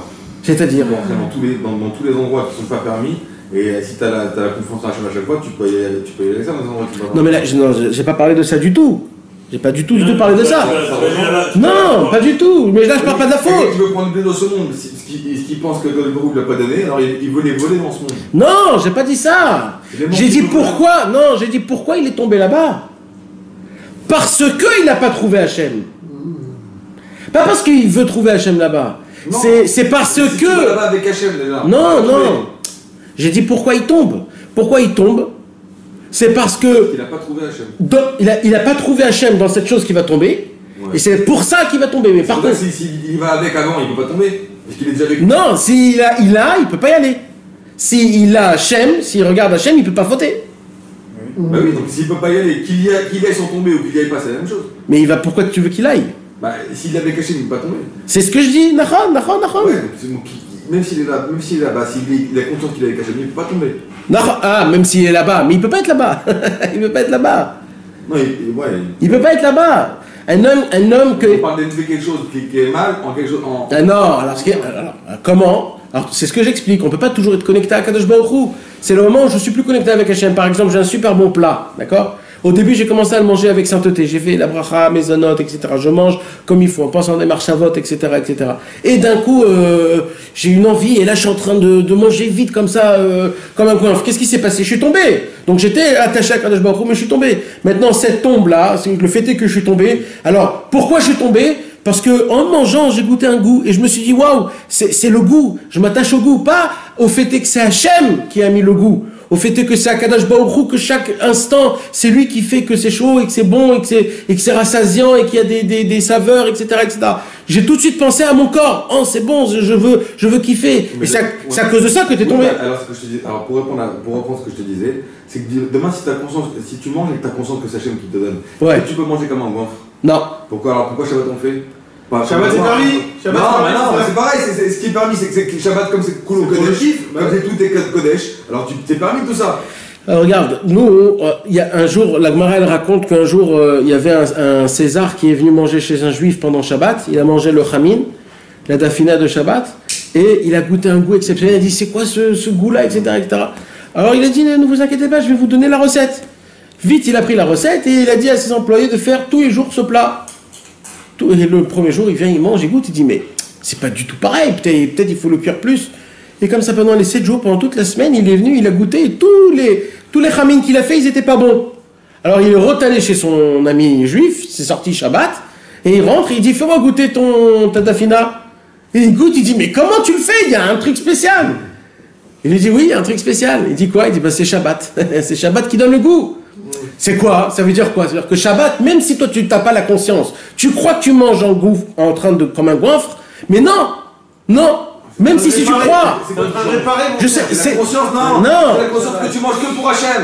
Donc c'est pour ça que je te dis que si tu rentres dans un minyan avec Hachem, même si tu manges comme un goinfre, tu manges que pour Hachem, tu ne peux pas voter. Alors je ne suis pas en train de t'autoriser la faute, Chas Veshalom. Je suis en train de te dire que tu peux ne pas être dans cet endroit-là, mais si tu vas dans cet endroit-là avec Hachem, tu ne peux pas tomber non plus. Oui, Nachan, t'as raison. Et c'est ça de faire élever la Malchut d'Ikdusha. Pourquoi? Parce qu'il a pris quelque chose de mal, et en le racontant devant un tzaddik, cette chose, elle devient une mitzvah. Donc il a pris la Malchut de Sitra Achara, et il a rendu une Malchut d'Ikdusha. Maintenant, tout ça, on arrive à le garder, et quand on fait ça, on arrive à comprendre que même dans le mal, c'est du bien. Parce que c'est ça qu'on a dit, celui qui arrive à avoir la sensation que tout ce qui se passe avec lui, alors grâce à ça, cet homme-là, il goûte le Olam Haba, ça c'est quand j'arrive à regarder le mal, et par exemple j'ai un sentiment d'un manque, par exemple, d'un manger spécial.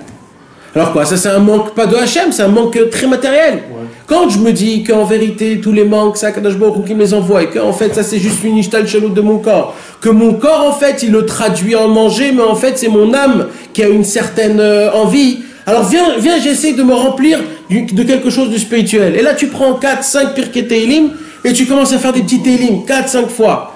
Et tu vas voir que d'un coup, le sentiment il est moins. Maintenant, chaque chose, Rabbeinu il dit par exemple, comment on fait pour le Shmirat Habrit, quand par exemple quelqu'un il sent qu'il va tomber énormément dans le Pgam Habrit. Alors il dit Rabbeinu, il y a un truc spécial que quand on fait, ça te sort. C'est quoi? Quand tu fermes les yeux très fort et tu dis Shema Israël Hashem Elokeinu Hashem Echad Baruch Hashem Kavod Malchuto Olam Vaed. Alors tu verras que quand des fois, par exemple, tu as une envie qui est très forte, Chas v'Shalom, qui est pas bien, c'est pas parce que t'as une envie comme ça, c'est pas parce que... Non, c'est parce qu'en fait ta Neshama, elle a soif de dire Shema Israël, Hashem Elokeinu Hashem Echad. Eh oui, alors elle dit vite, donne-moi du Shema Israël là. C'est toutes les fois que j'ai envie Chas v'Shalom de fauter, c'est ça en fait. C'est que la Neshama dit j'ai soif de Shema Israël. On va voir si tu vas le faire. Eh oui, et si tu le fais, dis je suis rassasié, merci, tu vas voir que ça part. Maintenant ça, il y a plein de choses comme ça, des sortes de Averot. Que nous on croit qu'en fait c'est à cause de ça. Par exemple, il dit Rabbeinu, quand un homme il sent qu'il a une faim qui n'est pas normale, ça veut dire il a mangé, et après qu'il a mangé, il a faim. Il ne veut pas des gens qui... Non mais la tchouva Be'ahava, il faut faire le bidouille, il faut faire le bidouille. C'est pas que d'exprimer la faute, c'est d'exprimer la faute et de promettre de jamais recommencer aussi. Naham, c'est ça le Shuvadat, on a dit, mais. Ouais. Ça c'est le Shuvadat. Non mais c'est ça, de promettre de ne plus refaire. Tu peux pas me promettre si tu ne trouves pas la solution, comment tu vas plus refaire. Donc c'est ça le Shuvadat. Donc c'est la Tchouva et Shuvadat. Et dès que tu as Tchouva et Shuvadat, il n'y a plus d'Avon. C'est la Zamra avant, c'est la Tchouva Be'ahava. C'est pour ça que on a bien en Amérique. C'est pour ça que c'est plus une Avera, c'est vrai qu'elle était plus comptée comme une Avera. Non mais on a dit. Tchouva Be'ahava, on Avera, tu disais tout à l'heure. Elle devient en srout. Elle devient en srout. Ouais. C'est ça la Malchout des Sitrahar, la Malchout des Kedusha. Nachon. Maman, c'est ça. Il a pris quelque chose qui était du mal, il a rendu du Kodesh. Comme le Lachon à Kodesh et le Targum. Attends, Torah 19, tu l'écoutais Moran. Alors maintenant, qu'est-ce qu'on était en train de dire? Alors c'est ça en fait, c'est ça le Inyan.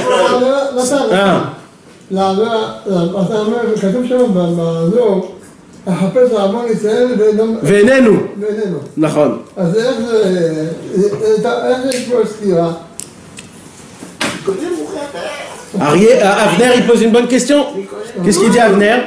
Avner il dit, c'est écrit dans Yirmiyahu, Bayom Haou Yevuka Shavon Israël Venenu.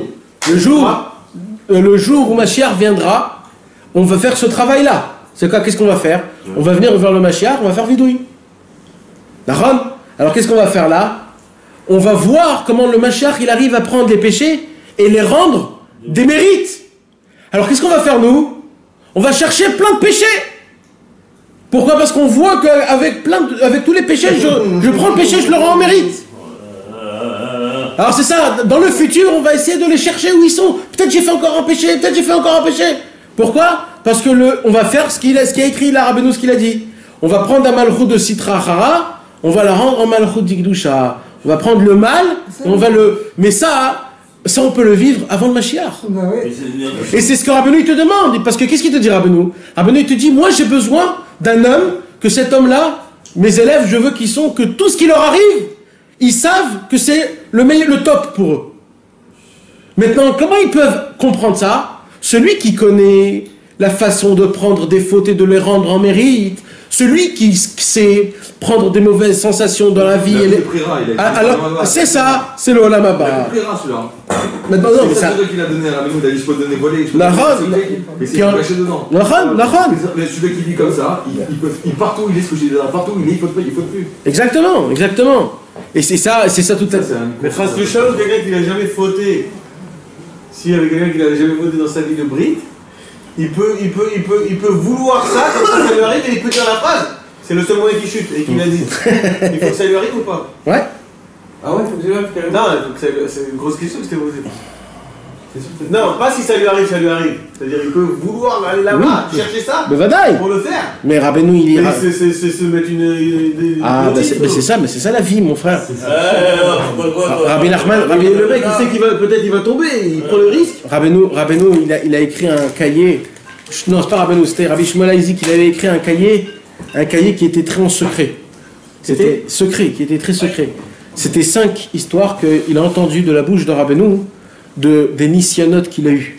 Comment on dit des nisyonotes? Qu'il a été tenté, qu'il a été éprouvé par Chas v'Shalom des femmes. Il a eu 5 histoires de Chaval al-Azman, de folie. Et après chaque de ces histoires-là, il a dévoilé une Torah. C'est les premières Torahs du Likutei Moharan. Et ça veut dire, qu'est-ce qu'il a fait Rabbeinu? Il a pris cette tentation-là et il l'a mis en Torah. Tu comprends? Parce que comme ce qu'on a dit là, il prend la faute et il la rend en Torah, comme ce qu'Ibn Mashiach il va faire.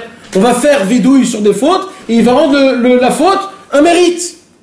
Tu comprends? Pourquoi? Comment il va le rendre en mérite? Parce que j'ai rendu la faute en mitzvah de vidouille dvarim. Maintenant je fais vidouille, je demande pardon à Hachem. Donc j'ai fait rentrer Hachem dans cette faute. Maintenant c'est sûr qu'on n'a pas le droit de le faire de base. Mais malheureusement on n'est pas des gens aussi propres que Dieu nous en préserve. On a tous les jours des fautes.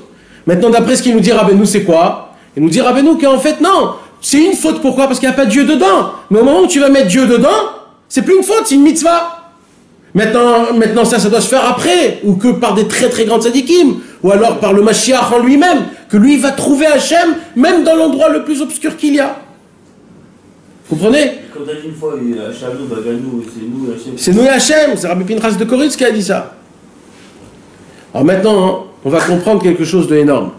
Ok? S'accrocher déjà, Nathalie.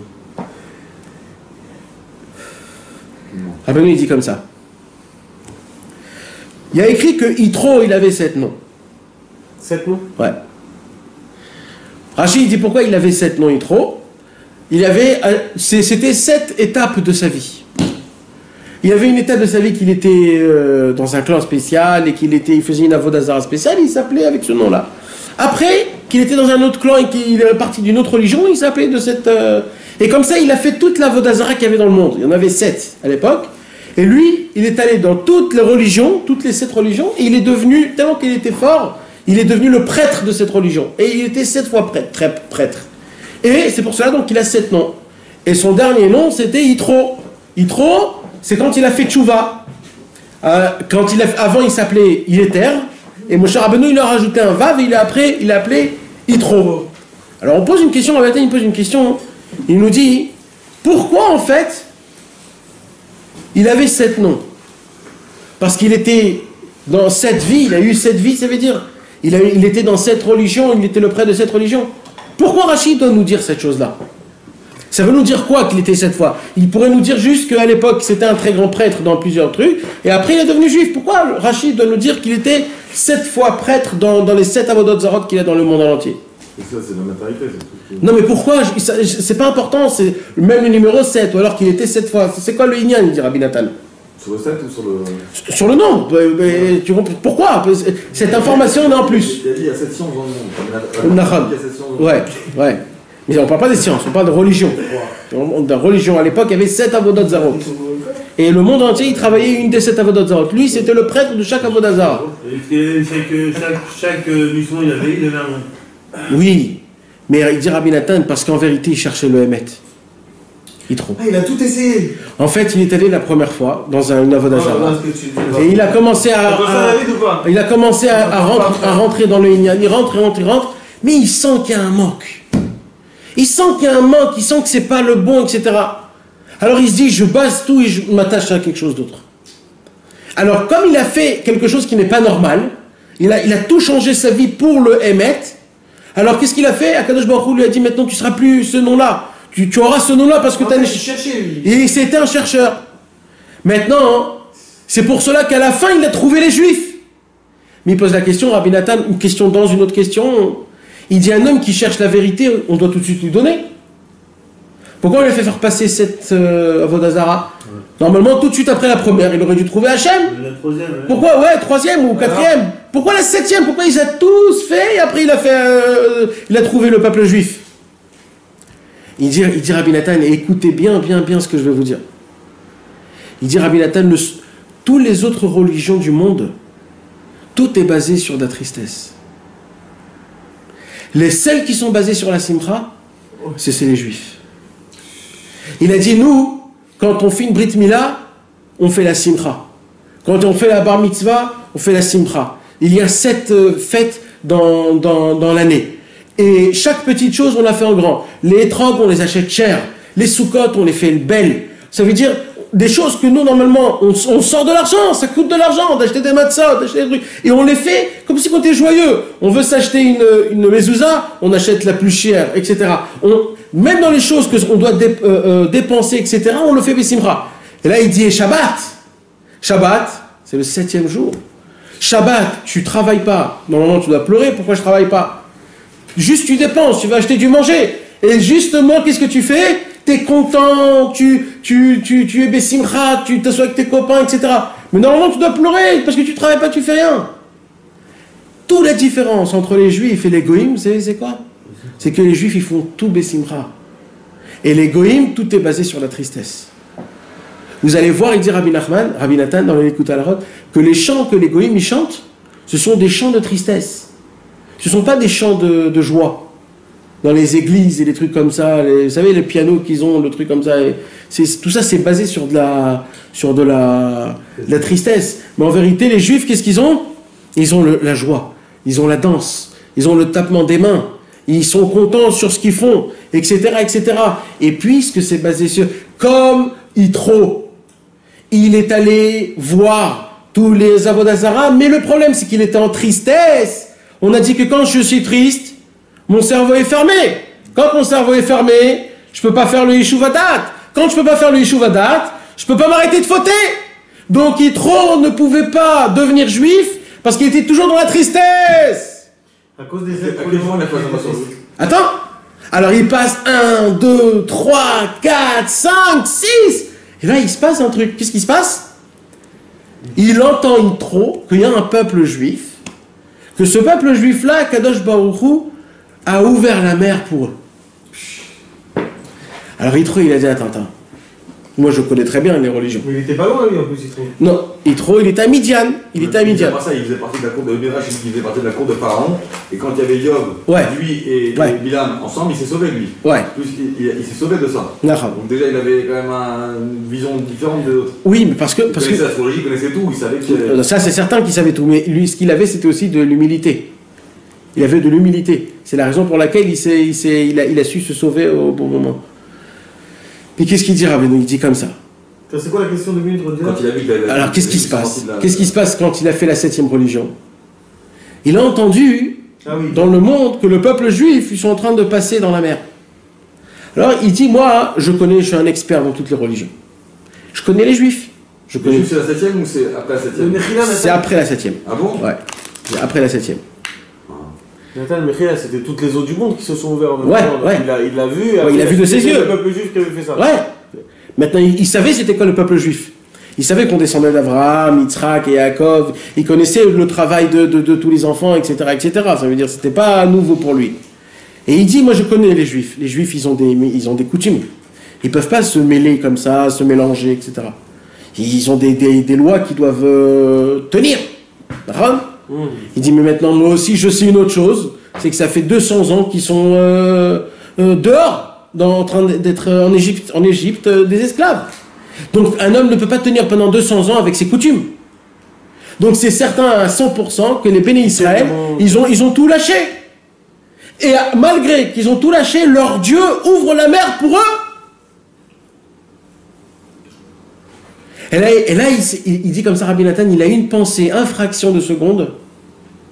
J'aurais aimé avoir un Dieu comme ça. Et ça lui a créé de la joie. Dès que ça lui a créé de la joie, il entend une deuxième chose. Il entend que quand on est sorti d'Égypte, Amalek, ils sont venus combattre en premier. Et que Akadosh Baruch Hu, c'est lui-même qui a combattu Amalek et on a tué Amalek. Et il s'est dit la deuxième chose. Il s'est dit, il y a un peuple qui est resté en Égypte et qu'il a perdu toutes ses coutumes. Et que leur Dieu leur sauve, même de Amalek. Alors pareil, il a eu une infraction de seconde de Simcha. Je voudrais avoir ce Dieu-là. C'est quoi un Dieu comme ça? C'est que même si moi je le laisse, lui il ne laisse jamais. Ouais. Parce que lui il connaissait les autres dieux. C'est quoi les autres dieux? C'était des idoles, le soleil ou la lune. Qu'en fait il n'y a rien à faire. Maintenant quand il a perçu que c'est un Dieu, que même si tu le laisses, il est avec toi, il a eu de la simcha. Le fait est qu'il a eu de la simcha, ça lui a créé du Yishuvadat. Et là il s'est posé comme question. Qu'est-ce qu'il s'est dit? Il s'est dit, ça m'apprend quoi? Le Milchemet Amalek et la Kriyat Yamsouf. La guerre contre Amalek et la mer. Ça m'apprend quoi ça? Pourquoi je l'ai entendu dans mes yeux? Dans mes oreilles? Parce que, entre parenthèses, il y a écrit Vaishma Yitro. Et Yitro a entendu ce que Akadosh Baruch Hu a fait. Et la question la plus classique, est-ce qu'il n'y a que Yitro qui a entendu ça? C'est le monde entier qui a entendu. Alors pourquoi il y a écrit ici et Yitro a entendu que Yitro? Non, il n'a pas dit que Yitro, il a dit et Yitro. Non, Vaishma Yitro. Yitro entendit. Ça veut dire qu'il y a eu une entente spéciale à Yitro. Alors il dit Rabbi Nathan, c'est quoi l'entente spéciale qu'il avait? C'est le Yishuvadat. Tout le monde a entendu, et bon, c'est rentré par une oreille, c'est sorti. Mais lui, quand il a entendu, il a dit attends. C'est pas normal ça. Il faut comprendre. Comment ça se fait qu'un Dieu pareil, il est prêt à aider un peuple qu'il a complètement dégagé? Ça, je dois apprendre quelque chose de ça. C'est pas pour rien. Et quand il a compris qu'Akadosh Baruch Hu, c'est un Dieu qui a de la pitié, de la miséricorde et qui reste avec le peuple juif, etc., il a dit, c'est ça que je recherche. Il a fait le Yishuvadat. Et quand il a fait le Yishuvadat, tout de suite il rentre chez Moshe Rabbeinu. Et il y a écrit quoi dans Rashi? Il y a écrit, si Moshe il sort recevoir quelqu'un, alors Aaron il sort recevoir avec son frère. Et si Aaron il sort, il y a des enfants, Elazar et Tamar qui sortent. Et si les Béné Israël y voient que Moshe, Aaron, Elazar et Tamar ils sont sortis pour recevoir quelqu'un, tous ils sortent. Et il y a écrit, et quand Yitro est rentré dans le paysage juif, c'était tous les Béné Israël que l'on cueillit. C'est un kavod énorme. Bah oui. Et grâce à quoi ce kavod-là? Celui qui arrive à retrouver, grâce au Yishuvadat, grâce à la simcha, le Yishuvadat, donc, c'est-à-dire de ne pas fauter, alors on le reçoit comme un tzaddik amour qui n'a pas fauté. Tous les Béné Israël le reçoivent. Et c'est ce qui va se passer dans le monde futur. Chacun de nous, comme il a dit Rabbi Nathan, la seule chose que j'attends, c'est le Kabbalat Panim quand je vais mourir. C'est-à-dire le premier Boker Tov, le premier bonjour après la mort. Comment on va m'accueillir? C'est quel accueil que je vais avoir? Parce que tu imagines l'accueil, comment c'est important, tu arrives dans un endroit, imagine tu atterris au Zimbabwe, tu es tout seul, tu parles pas, tu sais pas comment on faire. T'imagines maintenant en haut, tu atterris en haut, tu sais rien, tu comprends pas, tout est... Il y a un mec qui vient et t'accueille comme un patron. Ouais, et là il y a quelqu'un avec ta pancarte comme ça, il y a écrit ton nom. Monsieur, il y a le portail, tu viens, t'es accueilli comme un roi. Qui ne veut pas un accueillement pareil? Maintenant, c'est ça tout le Inyan. C'est est-ce que dans ta vie tu étais triste ou alors tu as été joyeux? Un homme qui a été triste, alors automatiquement il voyait tout noir, à cause de ça il fautait. Mais un homme qui était joyeux, alors grâce à ça, tout a été ouvert. C'est pour ça qu'est-ce qu'il y a écrit? Après Vaishma Yitro, il y a écrit Vayichad Yitro al kol hatova. Il y a écrit que qu'est-ce qu'il a fait Moshe Rabbeinu? Il a pris Yitro, il l'a emmené dans sa tente. Tous les Béné Israël, ils étaient assis autour. Moshe Rabbeinu, il se levait et il faisait le service. Comme ça il y a écrit. Il se levait, il donnait le thé à Yitro, le café à Aaron, à Cohen. Il faisait le service. Et qu'est-ce qui se passe? Et il s'assoit, il commence à raconter toute l'histoire de Juif à Yitro. Et dès qu'il entend tout ça, et là il fait Vayichad Yitro. Il a écrit que tout son corps a bougé tellement qu'il était joyeux. C'est tout ce qu'on a étudié. Qu'est-ce qu'on a étudié?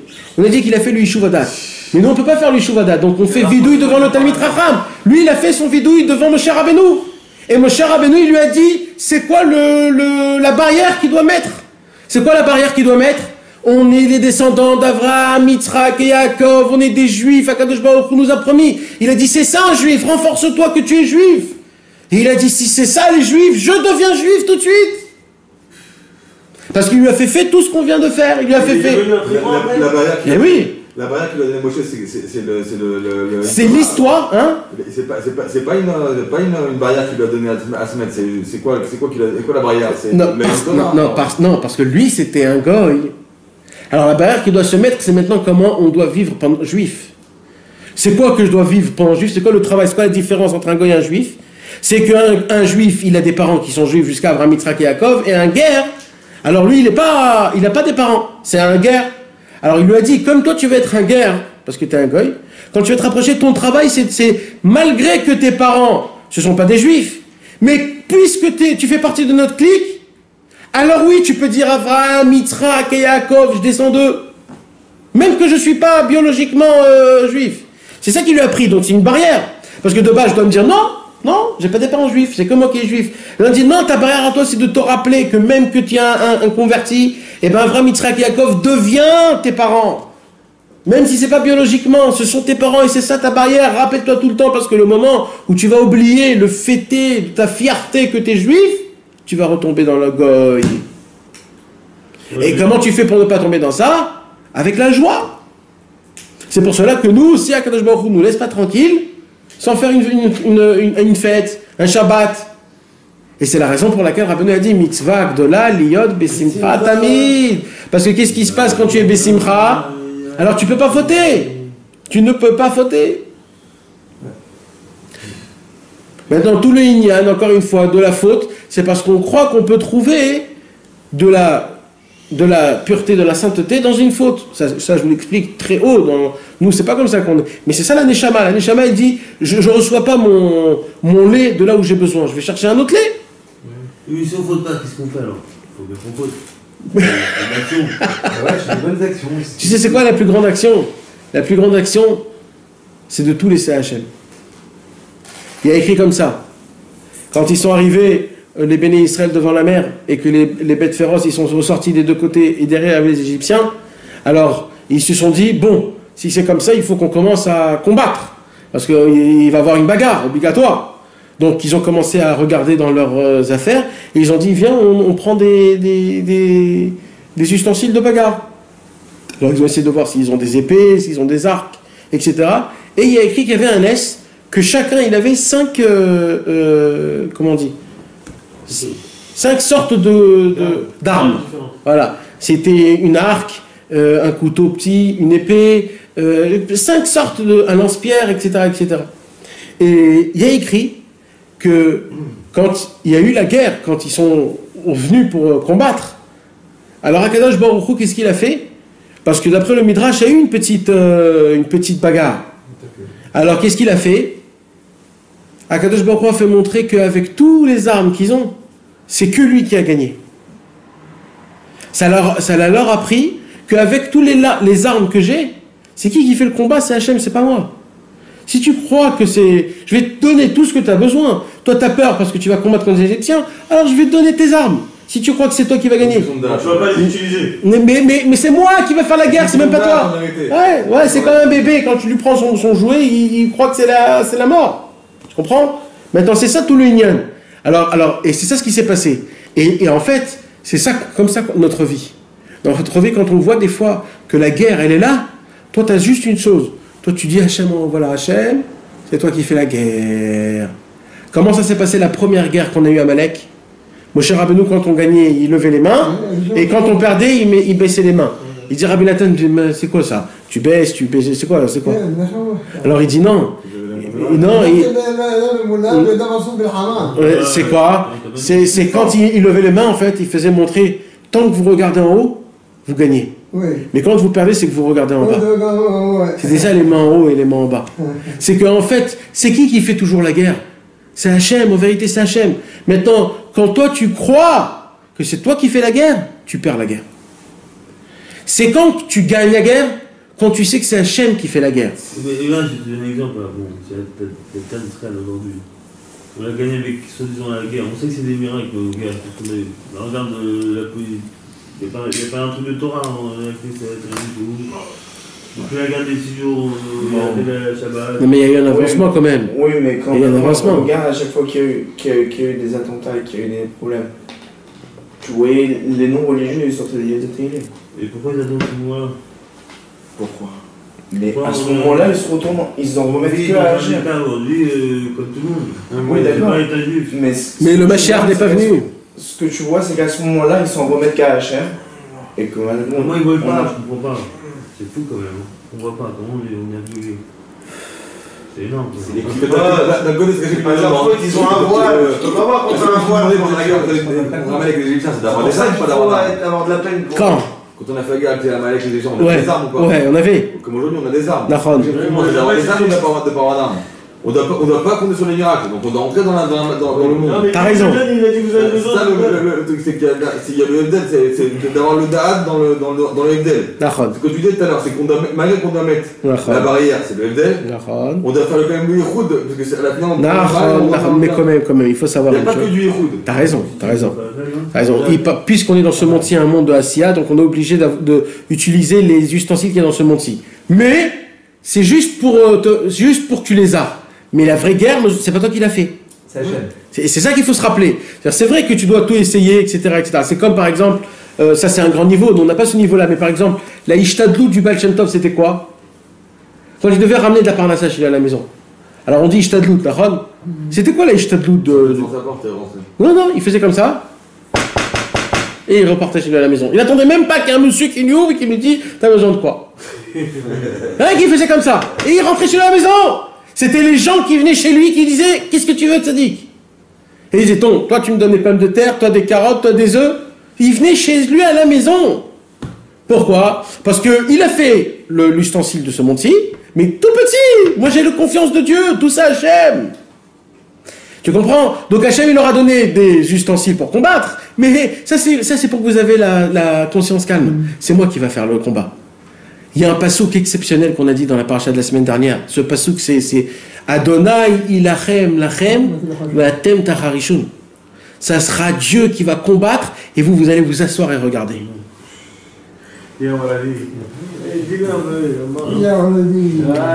Alors au moment où les Yitro, il a compris la milchama d'Amalek et la Kriyat Yam-Souf, et que grâce à ça lui a donné de la simcha, et la simcha lui a donné du Yishuvadat, et le Yishuvadat, grâce à ça, il a compris comment ne plus fauter. C'est pour ça que tout de suite après, il a trouvé les Juifs. Il a tout de suite après trouvé Moshe Rabbeinu. Moshe Rabbeinu, il a fait le vidouille devant Moshe Rabbeinu, et Moshe Rabbeinu, il lui a dit exactement c'est quoi son chemin. C'est quoi son chemin qu'il lui a donné? C'est toujours à Zamra, de me rappeler d'Avraham, Yitzhak et Yaakov, je suis les enfants, j'ai fait des bonnes choses, je mets les tefilines, etc. Et ce sera ça, la délec, c'est-à-dire l'essence pour toujours rouler. Besimcha. C'est pour ça qu'un des noms de Yitro, c'était comment? Chovav. Chovav, c'est un du mot Chaviv. C'est quoi Chaviv? Chabibi. Ça veut dire il était agréable. Yitro était agréable. T'as Tunisien, on fait la il est, on a Ron.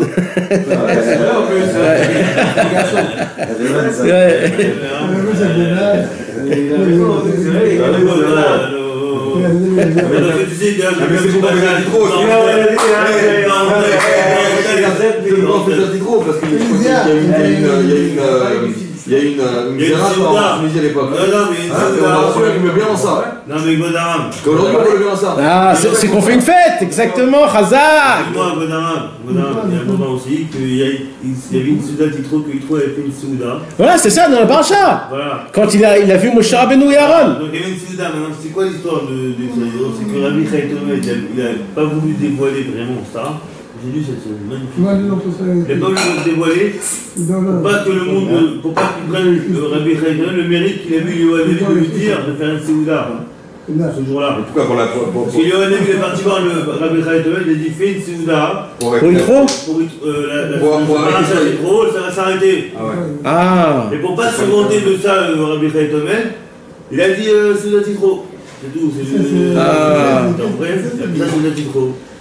Parce que le est parti lui dire fais une séouda la paracha des gros. Je t'envoie le texte des gros. C'est ça le château de peur dans une montagne. Il y a des chassidim qui font la séouda Yitro le matin. Le vendredi matin, il y a des chassidim qui font la séouda Yitro. Ah ouais? Ouais, j'ai lu, je t'envoie. Ouais, il faut m'envoyer le matin. Mais il y a un vrai lien avec c'est très spécial. Il est parti marocain, on parlait de ça. On mange des coques. On mange des coques. C'est le tikkun des coquelets. Eh oui.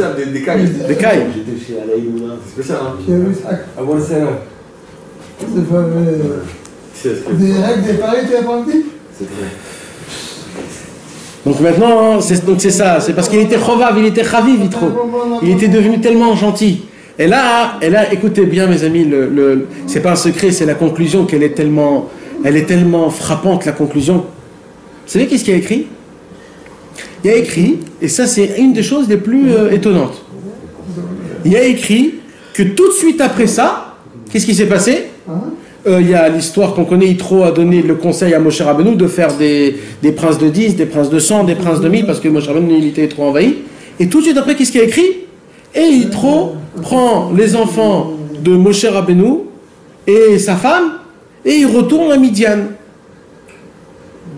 Et depuis, on n'entend plus parler de Yitro. Oui, c'est vrai, sa femme aussi Moshe. Ouais. Et... Mais la question que je pose, c'est d'abord, comment tu pars des Bnei Israël? Si tu vois que c'est ça le peuple élu, c'est là où tu pars, en plein milieu du film. Il est parti convertir tout le monde. Non, il est parti. C'est terminé, plus rien, terminé, parti. Comment tu pars? Tout se passe là-bas. Il a fait le coup après, il s'est fondu dans le peuple. Il dit Rabbi Nathan, si les gens ils auraient compris c'est quoi Azamra, ils auraient tout fait leur tahlit et ça serait terminé. Terminé, ils n'ont plus besoin. Ils n'ont pas besoin d'enseigner la Torah, ils n'ont pas besoin de venir, ils ont tout reçu. Yitro, le Inyan, c'est quoi? C'est qu'il s'est annulé à Moshe Rabbeinu tout de suite. Il a dit, c'est quoi mon travail? De toujours me rappeler que je suis un juif, d'être content de ça? Ok, je vais l'appliquer. Et lui, c'est fini. Et ça y est, son histoire, c'est fini. Moshe est venu pour lui. Il n'a même pas besoin de rien. Ouais. C'est fini, tout. Et il dit, Rabbi Nathan, c'est aussi simple que ça. Ça, c'est le chant qu'il y a juste avant le coup d'Amara. Ouais. C'est le Shir HaYichud. Le Shir HaYichud. Shir HaYichud. Maintenant, c'est quoi le Inyan? C'est que même les enfants de Moshe Rabbeinu, ils sont partis. Tu te poses une question, comment les enfants de Moshe Rabbeinu, ils sont partis? Quoi, ils sont pas avec Moshe Rabbeinu? Non, ils sont allés avec Yitro. Pourquoi? Parce que c'était le pépé, il aime toujours ses petits-enfants. Alors, toujours Elazar et Gershom et Elazar, ils étaient toujours avec Yitro. Alors, comme Yitro, il vivait à Zamra, les deux enfants aussi, ils ont vécu à Zamra. Et c'est fini. Ça y est, ils ont eu leur Inyan, ils n'ont plus besoin, même pas du Moshe Rabbeinu. Ils n'ont plus besoin de rien. Ils sont rentrés dans la... On voit que tout ce qui suit après, les caravanes, etc., c'est que parce qu'ils ont été tristes et parce qu'ils ont eu des manques, etc. C'est tout l'inverse. On voit que à chaque fois, qu'est-ce qu'il disait? À chaque fois qu'il se plaignait, le peuple juif, pourquoi on est sorti d'Égypte? Pourquoi on est sorti d'Égypte? De dire merci qu'on est sorti d'Égypte. Mais maintenant, si tu fais, et ça, c'est Rabbi Nathan, il dit comme ça, c'est un truc de folie. Il rote à rêve à la Chagimel et à la Chadalet. Il dit Rabbi Nathan comme ça. Là, on a fait le chant, on a fait juste le chant. Le Shir HaYichud. Et alors, qu'est-ce qu'il dit? Il dit Rabbi Nathan comme ça.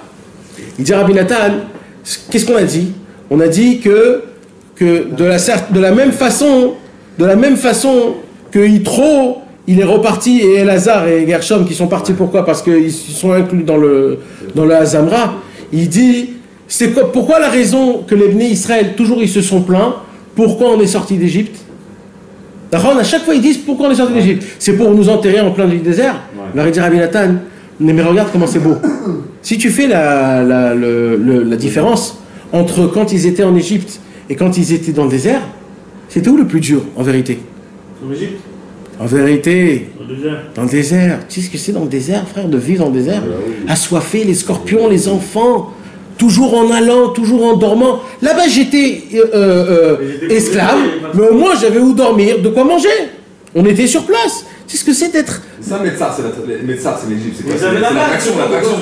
Non mais quand même, eux, ils voyaient rien de tout ça, eux.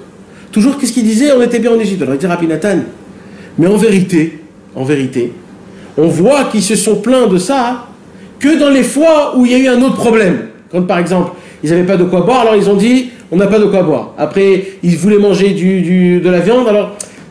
Mais quand ils n'avaient pas ces manques-là, soi-disant, quand ils étaient en Égypte, ils étaient contents qu'ils étaient en Égypte. Ouais. Ça veut dire en vérité, même si dans la logique c'était mieux l'Égypte, le fait est que je suis dans le désert, et même que le désert c'est difficile, le désert en lui-même, on peut le supporter. Pourquoi? Parce que c'est supportable. Mais c'est quand ça commence à me piquer, c'est quand j'ai un autre manque. Quand j'ai un autre manque, c'est comme on dit le cash chez Shavar Tagaman. Voilà. Parce que le Inyan, c'est que ça t'emmène ça. Au moment où je commence à ne plus remercier Hachem, que je suis plus en serviteur, personne me frappe, je suis plus au travail. Quand je comprends ça, alors je suis content là où je suis. Mais si je regarde que là où je suis, jamais je suis content. Il faut toujours se rappeler que j'étais en Égypte. C'est pour ça dans la Gada de Pessah on dit Avadi Maïnou les parents de Mitzrayim. D'abord on était des esclaves. Et maintenant qu'on était des esclaves, aujourd'hui on s'assoit, on a une table, où il y a des matzot, etc. Comme ça on dit dans la Gada. Il dit Rabbi Nathan, tu ne peux pas remercier Hachem quand tu n'as pas compris d'où tu viens. Quand tu es né, tu étais tout nu. Tu faisais sur toi-même tes soins. Tu puais, tu mangeais, tu bavais, tu te salissais. Tu n'étais pas propre. Et Akash Baruch Hu t'a donné du cerveau, tu as grandi, tu es devenu propre. Tu commences à parler normalement. Il dit Rabbi Nachman, tu ne peux pas remercier Hachem sur des choses que Akash Baruch Hu t'a fait quand tu n'as pas eu la conscience de où tu étais, quand tu as eu des épreuves. C'est ça le malchut des Sitra Achara. Tu prends les choses pas bien que tu as fait, tu te dis mais regarde où je suis mieux. Aujourd'hui, je suis pas comme avant. Avant, j'étais comme ça, maintenant, je suis pas comme ça. Et là, tu prends le mal et il te renforce en bien. Donc, tu utilises le mal en bonne action. Et c'est ça, il dit. C'est ça, d'abord, tu dis Avadi Maïnou, et après, tu dis Varsha, mais aujourd'hui, je suis assis, on est sorti d'Égypte, etc., etc. Le plus fou, c'est qu'ils ont fait ça alors qu'il est encore en Égypte. Il n'était pas encore sorti. Ils ont vécu un Inan de futur dans quelque chose qui était présent et en parlant du passé. Oui, c'est très spécial, donc ils ont fait le héros aussi dans ça. Nahon.